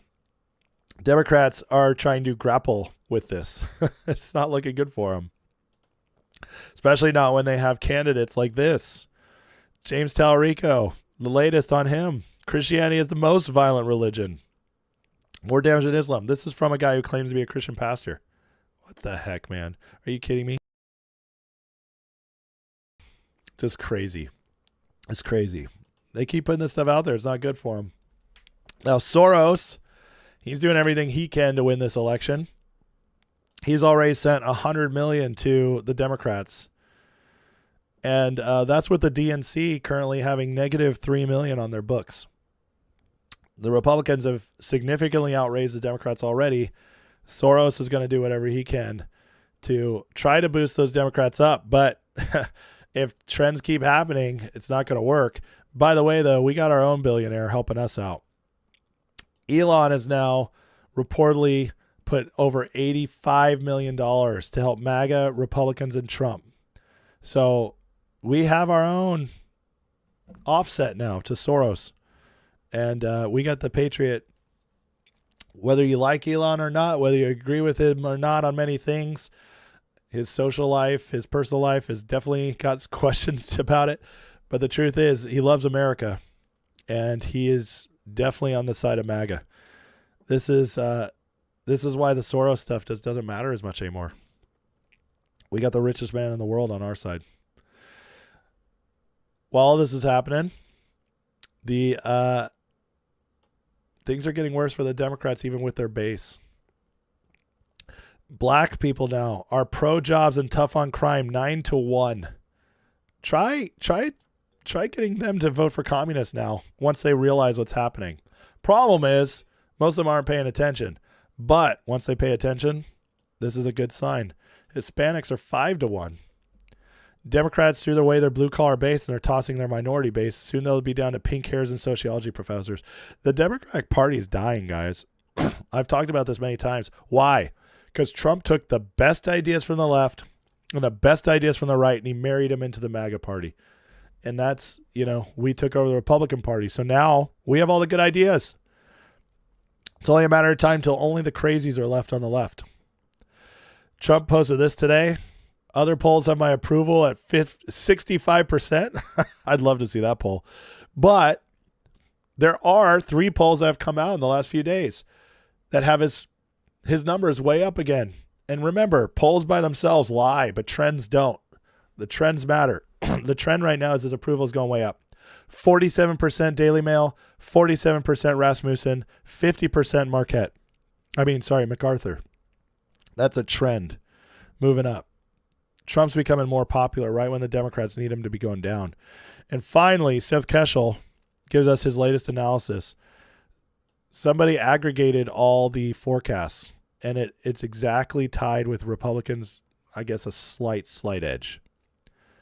And Keshel starting to see a lot of tight forecasts that recognize the district boundaries instead of stupid generic ballots. Dems' max ceiling is 226. That is not a blue wave, folks. So if they won every single decisive seat, that's 23. They'd have to win all of those. But 20 of those seats are GOP held. Are you serious? That means they have to pick off more than half of those. It's not going to happen. As of right now, I believe we're going to hold the House and maybe gain a seat or 2. Because when you look at everything happening, from the economy to Trump's approval over Iran, to what's happening with the Democrats with this whole commie thing, it is all trending in the right direction. This setup, guys, and July 4th is still happening. And the World Cup has been very, very huge. It's becoming fun to become pro-America again. MAGA, the fun's back, the momentum's back. How much we do with that, we'll wait and see. But if this trend keeps going and we get our elections cleaned up, thanks to SCOTUS and the SAVE Act, it's over, folks. But we'll wait and see. All right, if you guys don't mind, hit that like and subscribe. Thank you guys for supporting the channel. Got 2 other smaller segments coming up. We're going to talk about the immigration surge, the deportation surge is coming, thanks to Supreme Court, and also a grifter report. So we'll get through those. So still nowhere close to the end. Thank you guys for being thank you guys for tuning in when my voice is trying to leave me. I'm doing my best to project, but it's a little weaker today. Let me make sure I'm caught up with everybody. I think I saw a couple super chats come in, so let me address those. Proud Grammy with the $10 Canadian super chat. Thank you, Grammy. Says, hi, Ace from Canada. First, I'm sorry for the trouble our government's causing you all, and I watched Rich Does Politics today. Well, you're fine. We don't hold you accountable for any trouble Canada's caused. And then she says, China has owned us for years? ? China has massive influence in Canada and had massive influence in the U.S. The Canadians, though, are not owned by Canada. They are owned by City of London, by the globalist Commonwealth, Davos crowd. That's who owns Canada. and they've allowed China to take great advantage of them, but not owned by China. So hope that answers your question. Doc No, $2 super chat, says everyone should buy a MyPillow. Support Lindell. I have a MyPillow and it's great. Thank you, Doc No. And Molly Cruel with the $5 super chat says, I tell folks TJT shimmied up the middle with a net, made it all reality with MAGA. Amen. Absolutely. That's exactly what happened. And we are MAGA party now. We're not Republicans anymore in the traditional sense. We are the MAGA party, and we're not going to lose it. We're not going to lose it. Thank you, Michael and Melanie. I appreciate you guys. I'm pushing through like a true patriot. Fight, fight, fight. Let's see. Did I miss anything else? Anybody who tagged me? I'm sorry, guys. When you write me when I'm in the middle of a segment, it's often going to get lost. I'm just letting you know, unless it's a super chat, because the chat moves so fast that it eventually goes past those and you can't see it. So, all right. Let's see here. All right. Canada conquered by India. Well, there is a lot of Indians there. That's true. I'll tell you that India is a City of London asset. I mean, think about it. It was British Empire controlled. That's another way that they cause a lot of issues. All right. They flood the Indians in, especially the ones that aren't actually credentialed, that have lied on their credentials or whatever, or bought fake ones. Lisa says, the Senate in true recess so Trump can get MAGA judges through. No, they have not gone in true recess this entire term because they're trying to stop him from getting recess appointments in.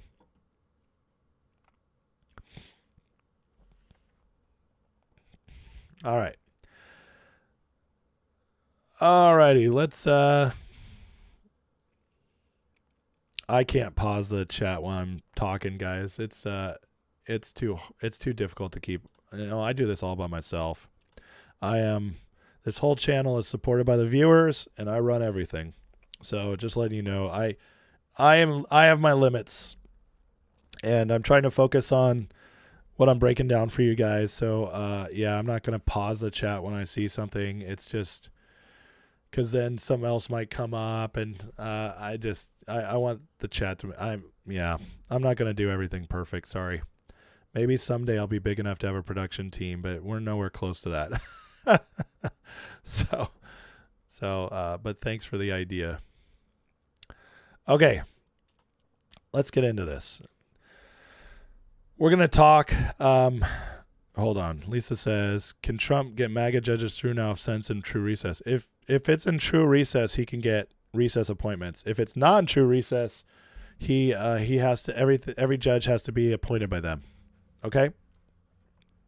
So, there you go. Gotta know your limitations. That makes me think of In Bruges. Gotta keep your principles.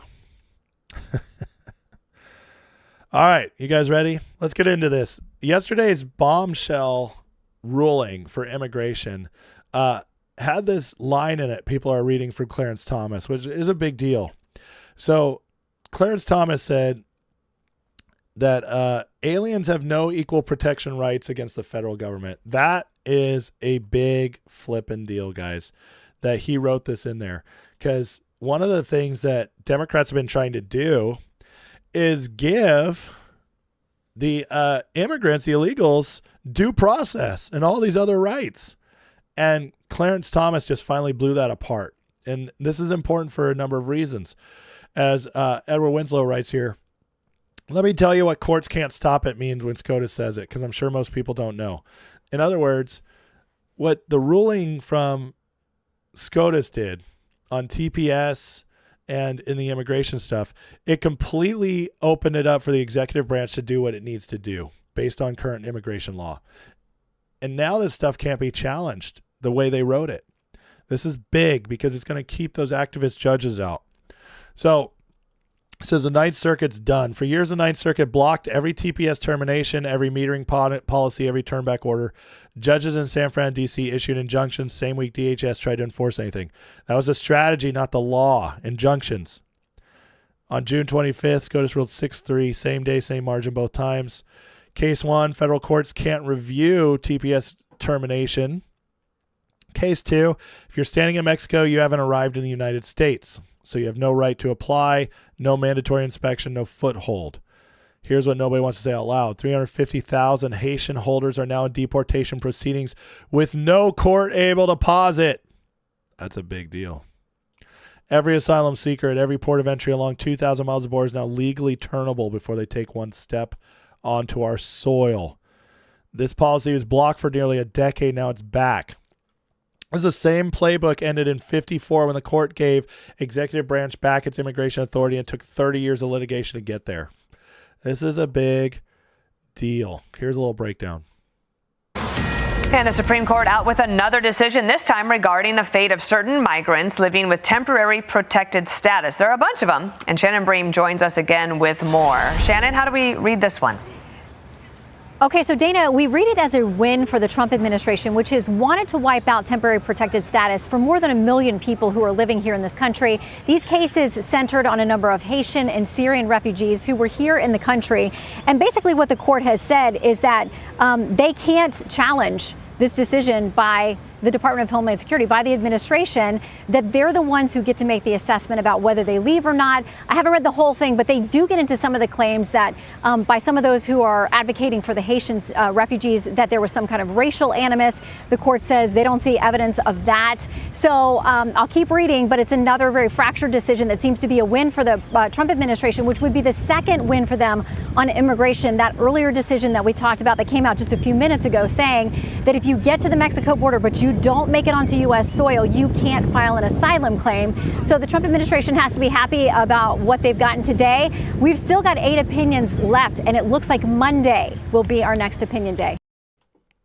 We are going to get some big ones next week. But now Trump's entire immigration push is almost completely validated by the Supreme Court at this point. That's massive.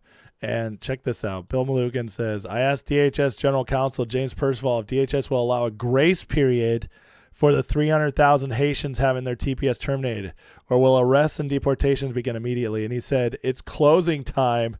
They don't have to go, but they can't stay.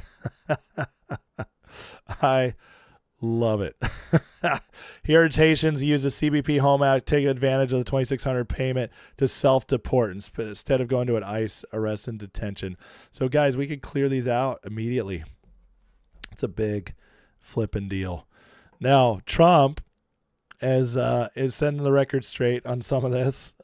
Says it was just announced, and I'm not necessarily thrilled to be talking about it because it doesn't sound nice. Trump admin is the highest average daily arrest rate by ICE and CBP, including total detention with final orders of removal than any president by far. Pending final orders are being seriously delayed by courts, so that's also a record. Trump has the highest 12-month removal total by far of any president. Now, I often hear people be like, no, Obama deported more. Well, that's simply not true. And the truth is that Obama counted as deportations people who were turned away at the border.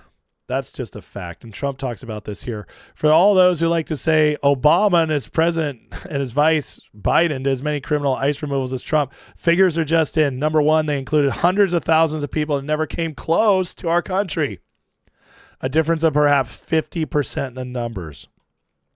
We don't include such categories, but even if we did, ICE and CBP removed many more illegal aliens under Trump than Obama. It's not even close. And that's what we voted for, folks. That is definitely what we voted for. Now, Holman was given a speech today, and he was talking about how this should be ramping up significantly going forward. We had a record historic year with deportations, but now we got 10,000 more agents on board, or it should be on board by the end of next month. Wait till next year. We had a record. Now we got 10,000 more agents on board. Wait till next year. So what we've been watching is the Trump administration with its hands tied. They had less funding, fewer agents, and then they had all these nonstop attacks from activist judges, slowing them down, hampering them. The hands are untied now, fully funded, and even last year, when you conclude deportations and self-deportations, we got rid of over 3 million. That's a big dent. Even if you believe there's 30 million, that's 10% in the first year with their hands tied. Things are about to ramp up. And a lot of people thought after Minnesota that the Trump administration backed off. We got all these PSYOP false narratives that they stopped mass deportations. Nope. Hasn't even come close to stopping. It's ramping up. And now we get to get rid of some of the worst of them that were here on the temporary protected status. Haitians, the Somalians, so many others. Wait till Minnesota gets cleared out. Ohio gets cleared out. We're going to see cities completely change. My gosh, the next 2.5 years, guys, we've never seen anything like this. We're in a new world. Nobody can tell me that we have we're going around the clock again. We're seeing what we've seen. This is the same old. It's just, that's so far away from true. It's crazy. And the Trump administration, we got through a little rough patch, right? Going back to last year, the shutdown and the Epstein file push, that was a big attack on the Trump administration. They got through it. Then the beginning of this year, we had the huge win with Venezuela, but then the whole Minnesota thing happened. Bad press for Trump. The people who died, the protesters, it just looked bad. Whether, what the truth was or not, people didn't care. It was pushed. People turned on the Trump administration. Then Iran, major psyop because of Iran. All the podcasters turned on him. Many people were like, I don't want war. What are we doing? Gas prices flew up. That's 7 months of sustained attacks on the presidency. And we got through it all. And now they don't know what to do. They're scrambling to find what's next. Because Epstein is pretty much over until the Trump administration says it's not. And in that case, it'll be on our side. The war stuff, done. Now we're accelerating in our economy. We got through the tough part. Not the only tough part. There'll still be battles. But that sustained effort was a big push to ruin Trump's presidency because they thought they could do this and get the midterms to be a blue wave. They failed. And now all these promises are coming true. We're seeing arrests. We're seeing deportations ramp up. We're seeing the economy turn around, seeing gas prices go back down. It's the good times are about to start. And I'm very excited for that. Doesn't mean there won't be issues, but all this is really good signs that promises are being kept and fulfilled. And that will ignite the people to be more excited for Trump, more excited for the MAGA base, pushing us into the midterms, and then in 2028 for big old wins.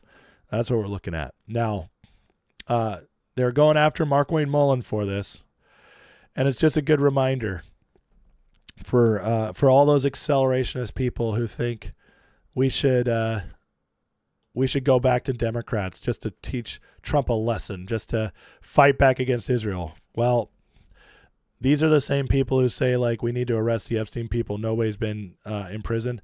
And this is where I constantly say, if you guys focus on all that, you don't care about the kids, because this is what actually the kids that were mostly being affected. When we stepped in here, we had 450,000 kids missing.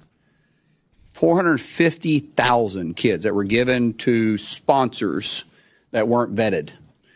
No home checks. No one was going by to see if they're where they're supposed to be, not even knowing if they were in their same state, not even to see if the sponsor was who they were at all. We've recovered 147,000, and all of them didn't have to be recovered. I'm not saying all of them had recovered.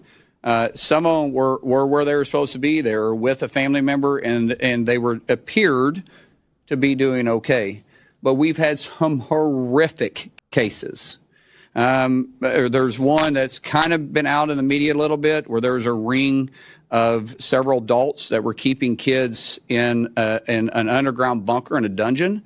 And the most horrific things that I pray to God that you guys don't have to see, because it permanently changes you. The stuff that these adults put kids as young as 2 to as old as 12 through, you can't make a horror story that bad. We've had some young ladies that we have rescued that report, and these aren't young ladies; these are girls, being raped 600 to 700 times, being locked in a hotel room, and having to service 15 to 20 men. These are girls. And I hate to use the word service, but I don't know what other you can use. They were being raped 15 to 20 times a day, day after day after day after day after day. They didn't get holidays off. They didn't get nights off. They didn't work 8 to 5. They didn't work, Monday through Friday. They were locked in the room and highly drugged, and one male at a time, disgusting individuals coming in and raping these individuals. It is our mission. We've stood up and standing up even a bigger task force within DHS to go and find all 450,000 kids. It is my biggest passion that I have. And it should have, let me explain this too. Almost used a bad word there. What frustrates me the most is that this was preventable. Yep. And no one can argue that.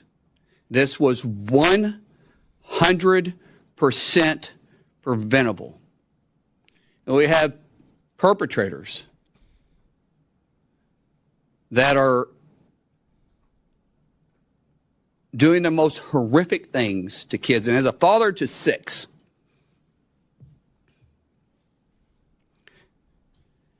and 3 beautiful girls, when you see this, there's evil in the world.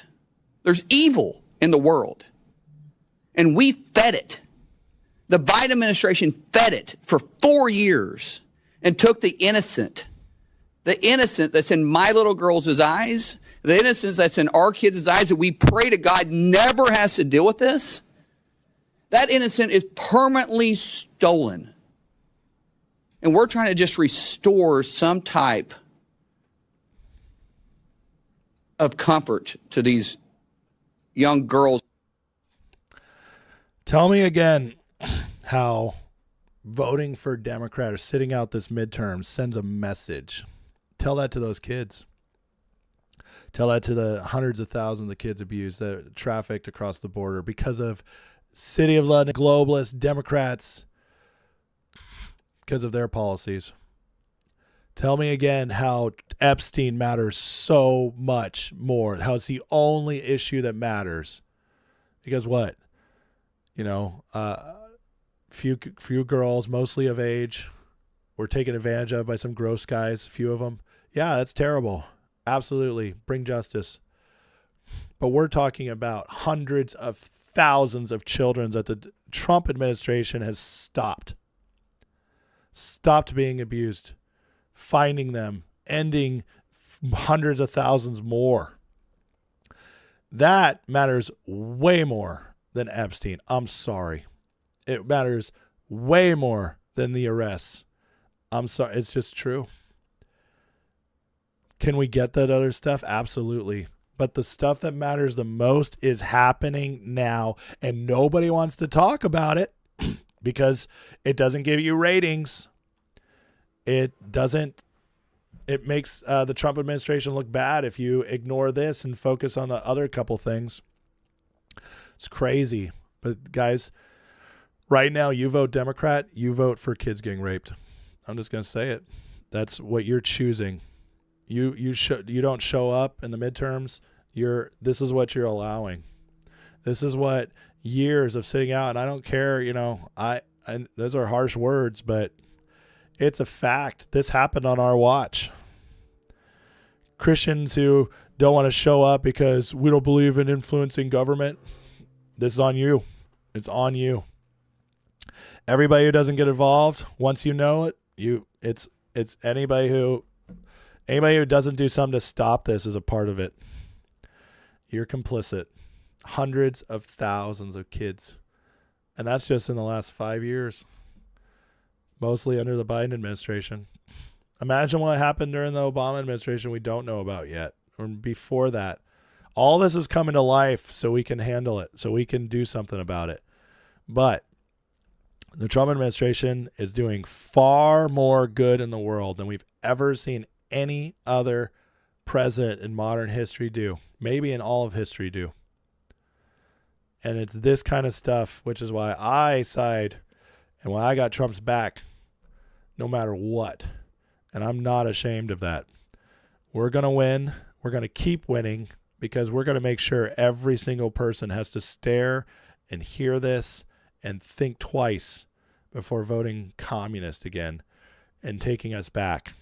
And thank God we have a Supreme Court that is enabling them to do their jobs. Get all these people out and save our country. This is one of the reasons I believe things are getting better because honestly, it could always gone worse. But for those kids, it couldn't have. And that's what they're putting an end to. That's real justice. Guys, that's the most justice. It's all about the kids. And this administration has done more to stop trafficking and child pornography, child abuse than any other administration in history. And that is a fact. So anybody who brings up Epstein to me again and ignores this, you're just an idiot. And I don't have any time for you. All right, guys, thank you. Hit that like and subscribe. We're going to do the Grifter Report next. We got some fun stuff there. But I did see a troll in the chat saying, like, nothing matters except Epstein and Fauci. It's like, dude, you're such a retard. These people, it's like, do you even try to think before you come on my show acting like I can't call this stuff out? Like, I don't know what I'm talking about when I do this far more than you guys do. Insane. Let's see here. Rafty with the $5 super chat says, funny how IRGC fires a few drones off the day after Senate flipped in Trump's favor on the War Powers Act. Seems very City of London-ish thing to do. Absolutely. You know what it also did for a day? It made oil go back up a couple bucks, so it also happened as soon as oil went down under 70, which they're terrified of because oil going down means everything gets cheaper soon. So crazy stuff. Monica says justice will find every child and punishment for those who hurt them. I agree with you. Unfortunately, a lot of those children are going to be dead. It's just reality, and that's horrific and terrifying and sad. But we can still punish as many of those as we can find. So I agree with that. Cummings says, some of us won't be happy until we see a big name person arrested and executed for treason. That's a fact. Well, then you're retarded. Sorry, I don't know what to tell you. There's so much other stuff going on. So if you just stake if your entire judgment of the Trump administration is that freaking Bill Gates doesn't get arrested, you're an idiot. You're an idiot because hundreds of thousands of kids are doing better now because of the Trump administration. So don't tell me about your big name. That's all you care about. That's the most retarded, childish thing I've ever heard. You know, go watch Tucker Carlson. Go get off my channel. I don't want idiots like that watching me. You're just too stupid to live. I don't have any patience for that. That's retarded. That's a dumbass thing to say. Epstein wasn't only a Democrat. He completely supported the Democrats in a big, big way. Kev the Tech says only Trump is doing something about it, actually rescuing children, actually actively fighting children in sex trafficking, human and sex trafficking. Tell me again how Trump supporters are delusional. 100%. 100%. Absolutely. Let's see here.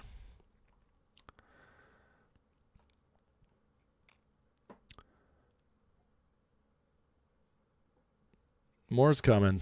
Don't worry. Yeah, I'm much more concerned about fixing our country and getting the future set up than I am a couple of big names getting arrested. That's just so dumb. So dumb. Oil is currently $69.39 a barrel. Really? Man, let's see. Let's look at that, shall we?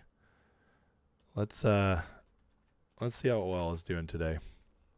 As after Trump's going after the gas companies, we're going to see it go down quite a bit more.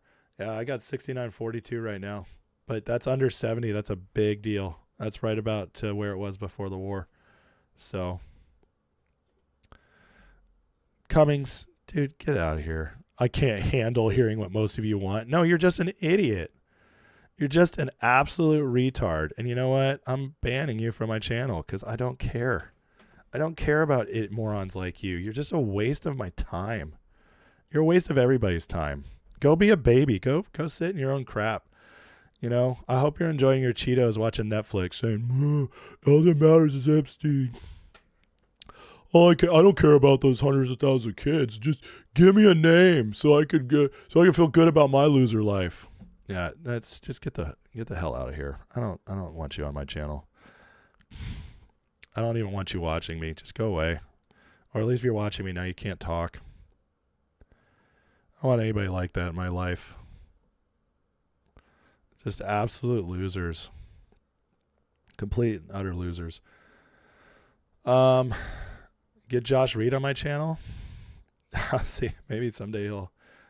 I don't know who these people are. I'll have to check them out.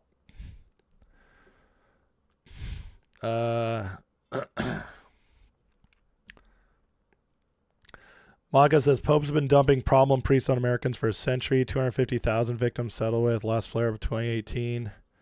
Pope hates Americans. I mean, I think the Pope is, been deep state controlled for a long time, and or deep state complicit for a long time. So they're gonna hate anything like America or, anywhere that stands for freedom from it all. Alpha Warrior. I do like Alpha Warrior stuff.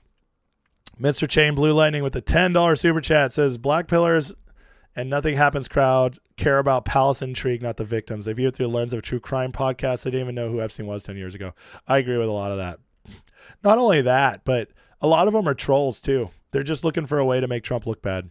That's a big part of it. So, but yeah, I agree with you. Thank you for the support, Blue Lightning. Thank you guys. You guys are very sweet. All right. Speaking of, listen, this is who all the Black Pillars should be watching. They should be watching retards like Tucker Carlson, Alex Jones, grifters. That's who they should be hanging out with, because that's going to parrot to them exactly what they want to hear. And it's also a true test of your IQ. If you're still watching Tucker, if you're still watching Alex and taking them seriously, your IQ is sub 80. At least, maybe sub 70, 60. That's where we're on now, because these people just get crazier and crazier. So, grifter report time, guys. Let's do it.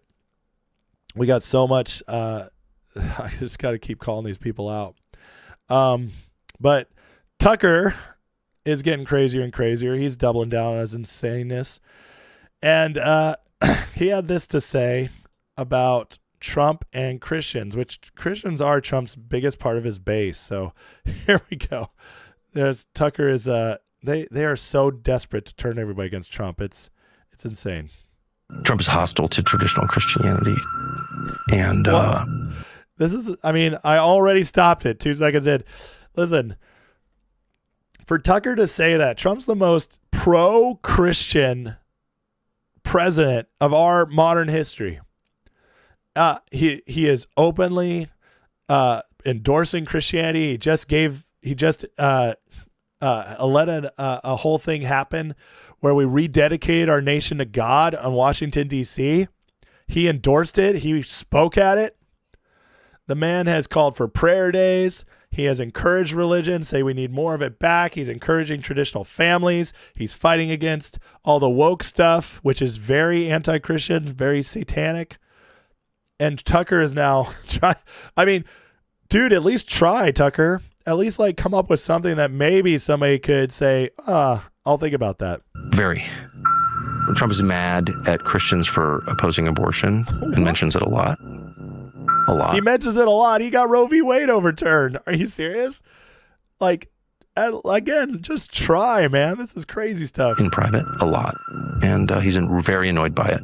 And opposition to abortion annoys him a lot. He's mentioned to me like 30 times.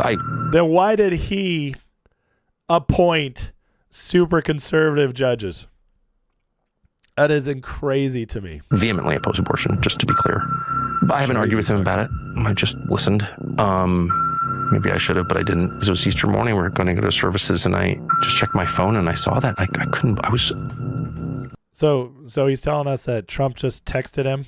I hate that they want to stop abortion. Are you serious right now? This stuff is crazy, guys. It's absolutely crazy. Trump believes in the supernatural, but does he believe in the Christian God? No. Trump is outright in front of everybody called Jesus the Son of God. You don't do that. Like, Obama didn't do that. All Biden ever said was, I'm a Catholic. He never said I'm a Christian. He never talked about faith. I know how that grift is pulled in politics, guys. I know how they like to pretend when they're not really it. And Trump has never shown that same tendency. Even when Trump was first running, before I think he really had a faith experience, because things really changed after he got shot in the ear. But even before he really had like a faith experience, he always valued Christians. He was raised in a Christian church. He always valued them. He always liked the traditional values. So for him to say this stuff is just insanity. And of course, Alex is out here like, yep. Oh, yeah. I can't do the Alex voice right now, guys. Sorry, my voice is already dying. But Alex Jones out here parroting this stuff. I mean, you can just see it, guys, how they all work together. Remember, I've called it the nonstop podcast to stand fag a circle jerk. They just keep interviewing each other, keep sharing each other's stuff, just over and over again. That's what they do.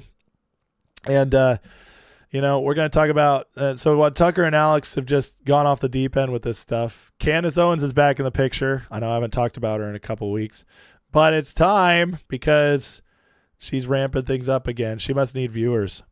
She's now going after Charlie Kirk's parents. Says she's done with them being private. Heard a lot of this from Candace fans lately. They're running out of targets. They've smeared everyone. They've exhausted all the conspiracies, which why Candace has resorted to exploding microphone nonsense. So anyways, you see here, super chat on her show. I'm done with Charlie's parents being private. I'm a mom of two. If either one was murdered like Charlie, this mama bear would not shut up or stop till I got answers. They've been warned. I mean, Candace, man, she might be the devil. She came out, and we're about to get her and Sean Ryan, the circle jerk phagosphere, now on Sean Ryan's podcast, episode to be dropped soon. But of course they're hanging out because that's what they do. It's just every single one of them all the time, jump in and out of each other's good graces, back and forth. Here we go. That's what we do. Candace Owens, they got a new one. They're starting to boost. It's interesting because they haven't had a new face in a while. So Ian Carroll wants to give a king his flowers. Barron started his podcast less than a year ago, and today he's one of the best and top podcasts on the internet. I don't know who this Barron guy is, and so I had to look him up. But he's being very pushed now, and by Candace Owens as well. Baron Coleman. So guys, keep your eyes out for this Baron Coleman because he's the latest to join the phagosphere. I don't know why they decided to bring him in, but he's definitely the new one. So keep your eyes open. But Candace says, 1,000,000% agree. I'll tell my kids I knew him when. Consistently great content, hilarious crash outs when I openly pirate for my own show. They're not done. Why do they need a new face? Because they're starting to get tuned out. City of London, man, they need more people out there. They need them parroting all these conspiracies, so they're going to keep bringing more people in. And is it me? This is Baron Coleman.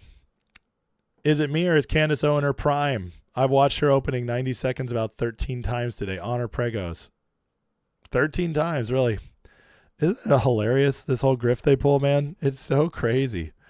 So crazy. He's so watch out for this. Keep an eye on more, but they're definitely building him up. And I think part of the reason why is they keep doing all their own shows with each other. Candace goes on Sean. She talks to Tucker. Alex has Tucker on. Tucker goes to has Ian Carroll on. They talk to Nick Fuentes. They all just keep jumping around. They're like, we need some more. Too many people. So this to me is just a sign of desperation. They're just get more people out there because the narratives aren't holding anymore. Trump's winning too much. When you keep winning this much despite their full-on attack, they're struggling. They're struggling to get grasped. Now, let's focus on the real grifters, though. And those are real grifters, but the major grifters.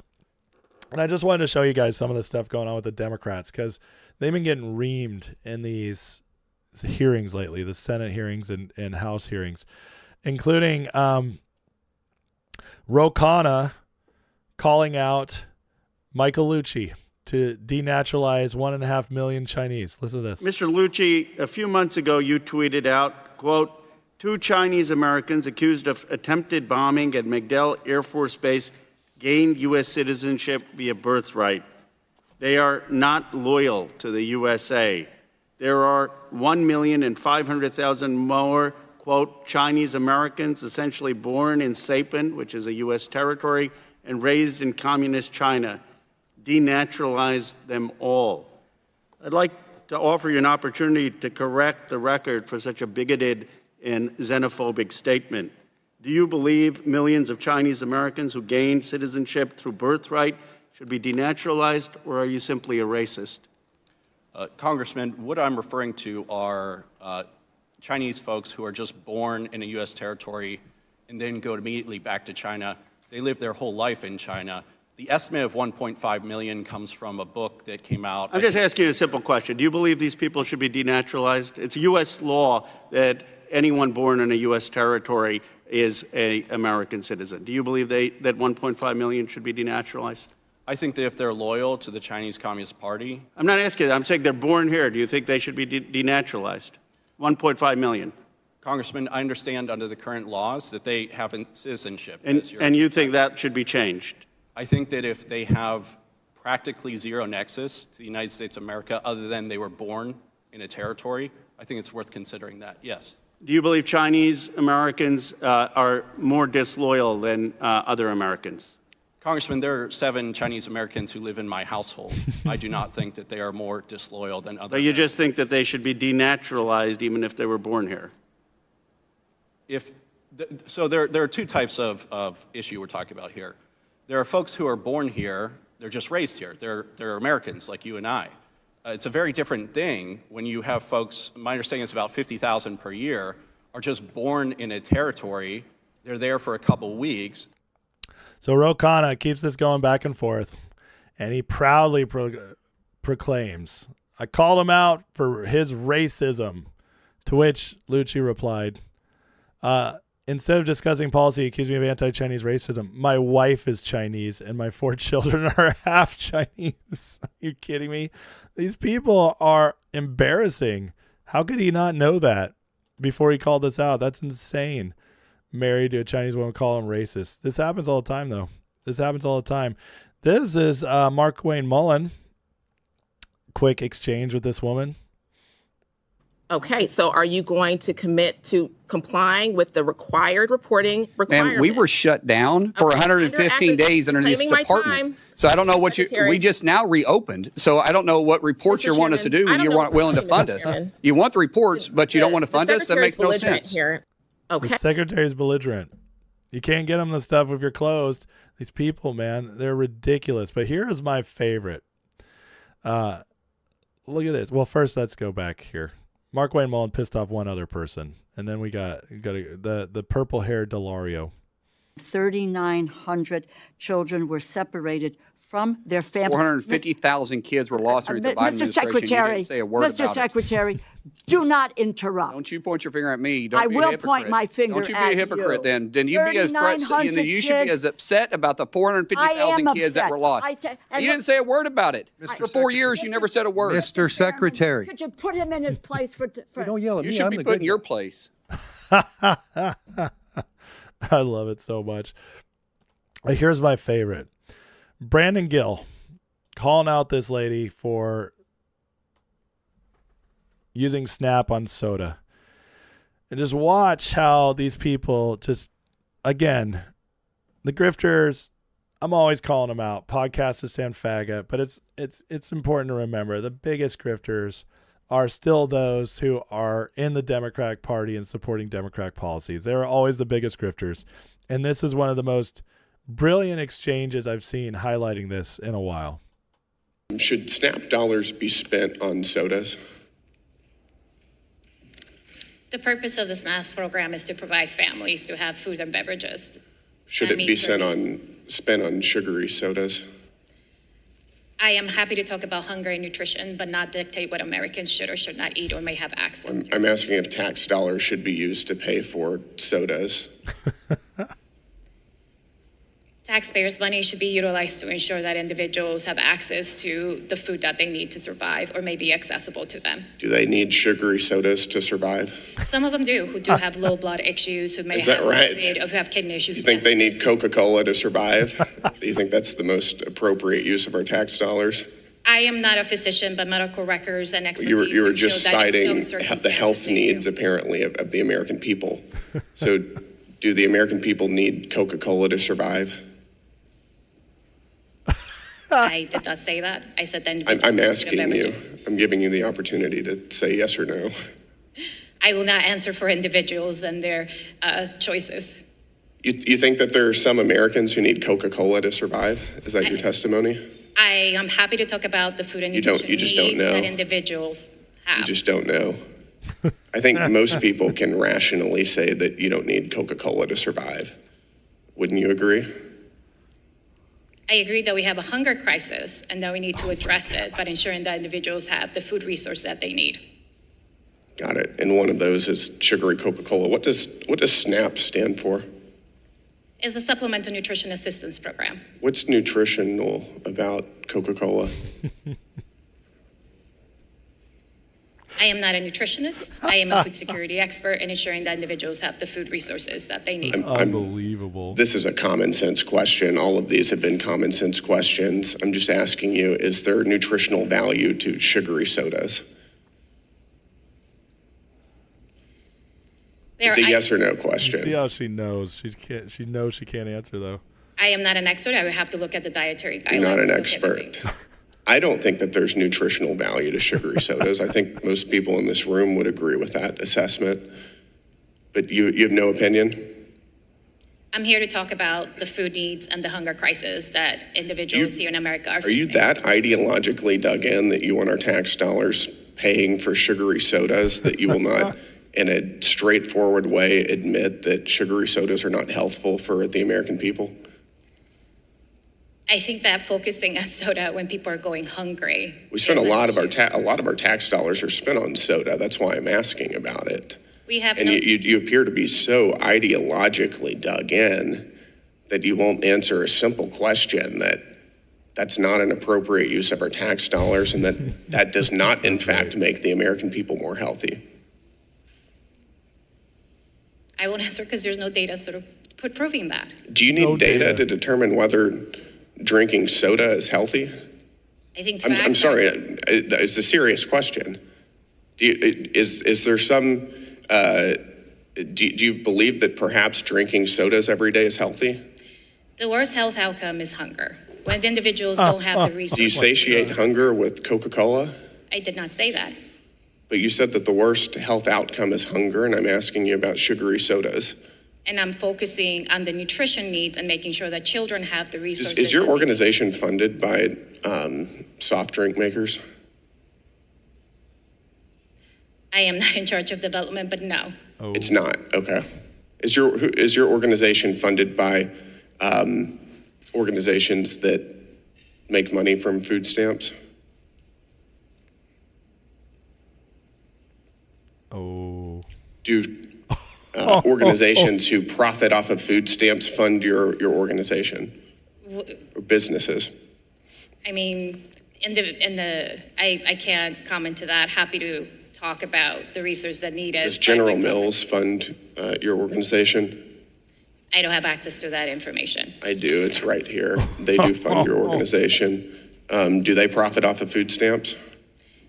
Retailers are the major beneficiaries. Do you think that of that's a the program. conflict of interest? That's where EBT dollars are utilized. Yes, and they're profiting off of your advocacy. Do you think that that's a conflict of interest?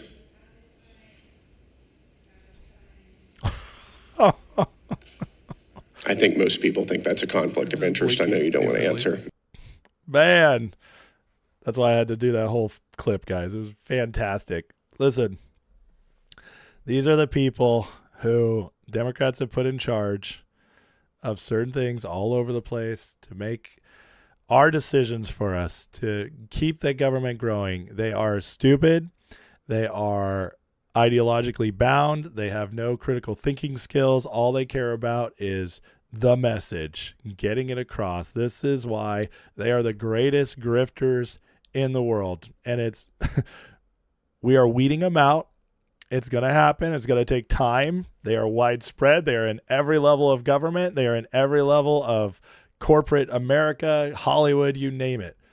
But the internet, X, being in charge with President Trump is exposing them more every single day. And it's why we no longer consider these people serious people. We're eradicating them, and we're eradicating these guys like Tucker with his great big lies. And we're going to keep calling it out because not only is it fun and funny, but it's important because these people, we got to show everybody who they are. Because I get told all the time, ignore it. Don't give them power. Ignoring them that gives them more power, because then the people who listen to them don't know the counter. Most people are never going to watch this. They're never going to watch a Senate hearing on C-SPAN, but I'll find it. We'll get it out there. And more people are doing that. The grifters, my friend, are losing. Come on in, losers. We're going losing. That's what they're doing. And it's beautiful to watch. And we can laugh while we watch it. It's a good time. All right, guys, please hit that like and subscribe. I haven't said it in a while, but if you want to support the channel, please consider becoming a member. You can get a free month of Discord access and members content by going into the description, click on that link, and signing up with the Patreon. And then you can leave if you don't like it with no penalty. It's a free month, so try it out. But if nothing else, please hit that like, that subscribe. I do want to thank everybody who gave super chats today. Make sure I didn't miss any of them. Nope. Okay, we're all caught up on super chats. And I'll get into the chat right now and just catch up with you guys before we go. But as far as segments are concerned, that's it for those. But I am going to answer questions and comments of what I see. All right. Like she needed a drink after Gail. Oh yeah. She was struggling, man. Struggling bad. The whole idea that like anybody could defend Coke as being needed is insane. It's so insane. But those answering questions have to consider Senator asking questions may have data. They do. Did I watch Citizen Vigilante? No, I haven't watched it yet. I haven't had time. I saw that Elon posted it. Did you guys see that? So this movie that was banned in Germany because it exposes like the rape gangs and stuff, Elon has posted it, the whole movie. So if you're on X, you can go watch the movie for free on Elon's account. I love Elon for this stuff, man. He's amazing. So incredible. Bev asks, why doesn't the Trump administration crack down on media by resending what Obama did? Resending what Obama did? What do you mean by that? Oh, are you talking about the Propaganda Act? That would have to be undone by Congress, I believe. And so that's something that could be done over time. And maybe in the meantime, Trump is using his own weapon against him. I don't know. That's a good question. I don't know, but I have a feeling Trump knows about it.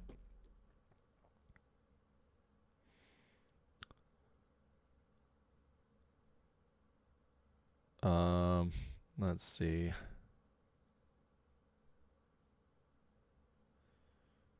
Smith-Monak, that it is.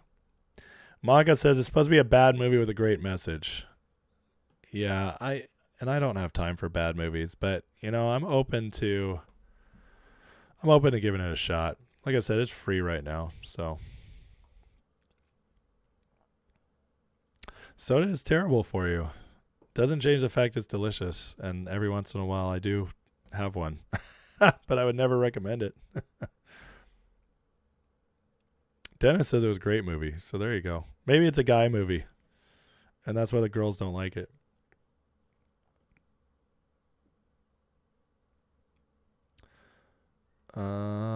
Anything I'm missing? You know what? I feel bad. I haven't checked on Rumble in a while. Let's see if I missed anything on Rumble. Rumble, a little quiet this today. That's okay. Cool. All right, guys. Well, South African mag. I love it. I love it. All right, guys. Well, I am going to take off and rest my voice, and hopefully by Monday I'll be 100% better. But thank you guys for watching. I will be back Monday at noon for live shows, Monday through Friday, noon each day in the build up, the lead up to June 4th or July 4th. So very exciting week. Expect lots of big news coming out next week. But in the meantime, guys, before you leave today, like and subscribe if you don't mind. I appreciate you. For anybody who missed some this week, I'll have clips posted on my channel throughout the weekend. But as far as live, I'll be back on Monday. Let's pray, call it a day. And if otherwise, you guys can hit me up in the Patreon. Hit me up in the Discord if you want to talk, have questions, anything like that. So, Heavenly Father, thank you for today. God bless everybody here. God, I pray for healing for my voice, but I also pray for healing for anybody who needs it. God, be with them and help them get through whatever they're dealing with.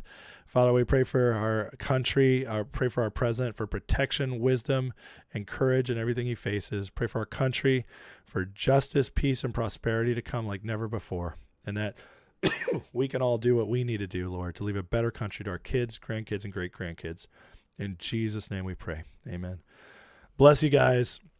I appreciate you. Love you. I'll see you on Monday, hopefully with a completely fixed voice. God bless, and I'll see you then. Goodbye.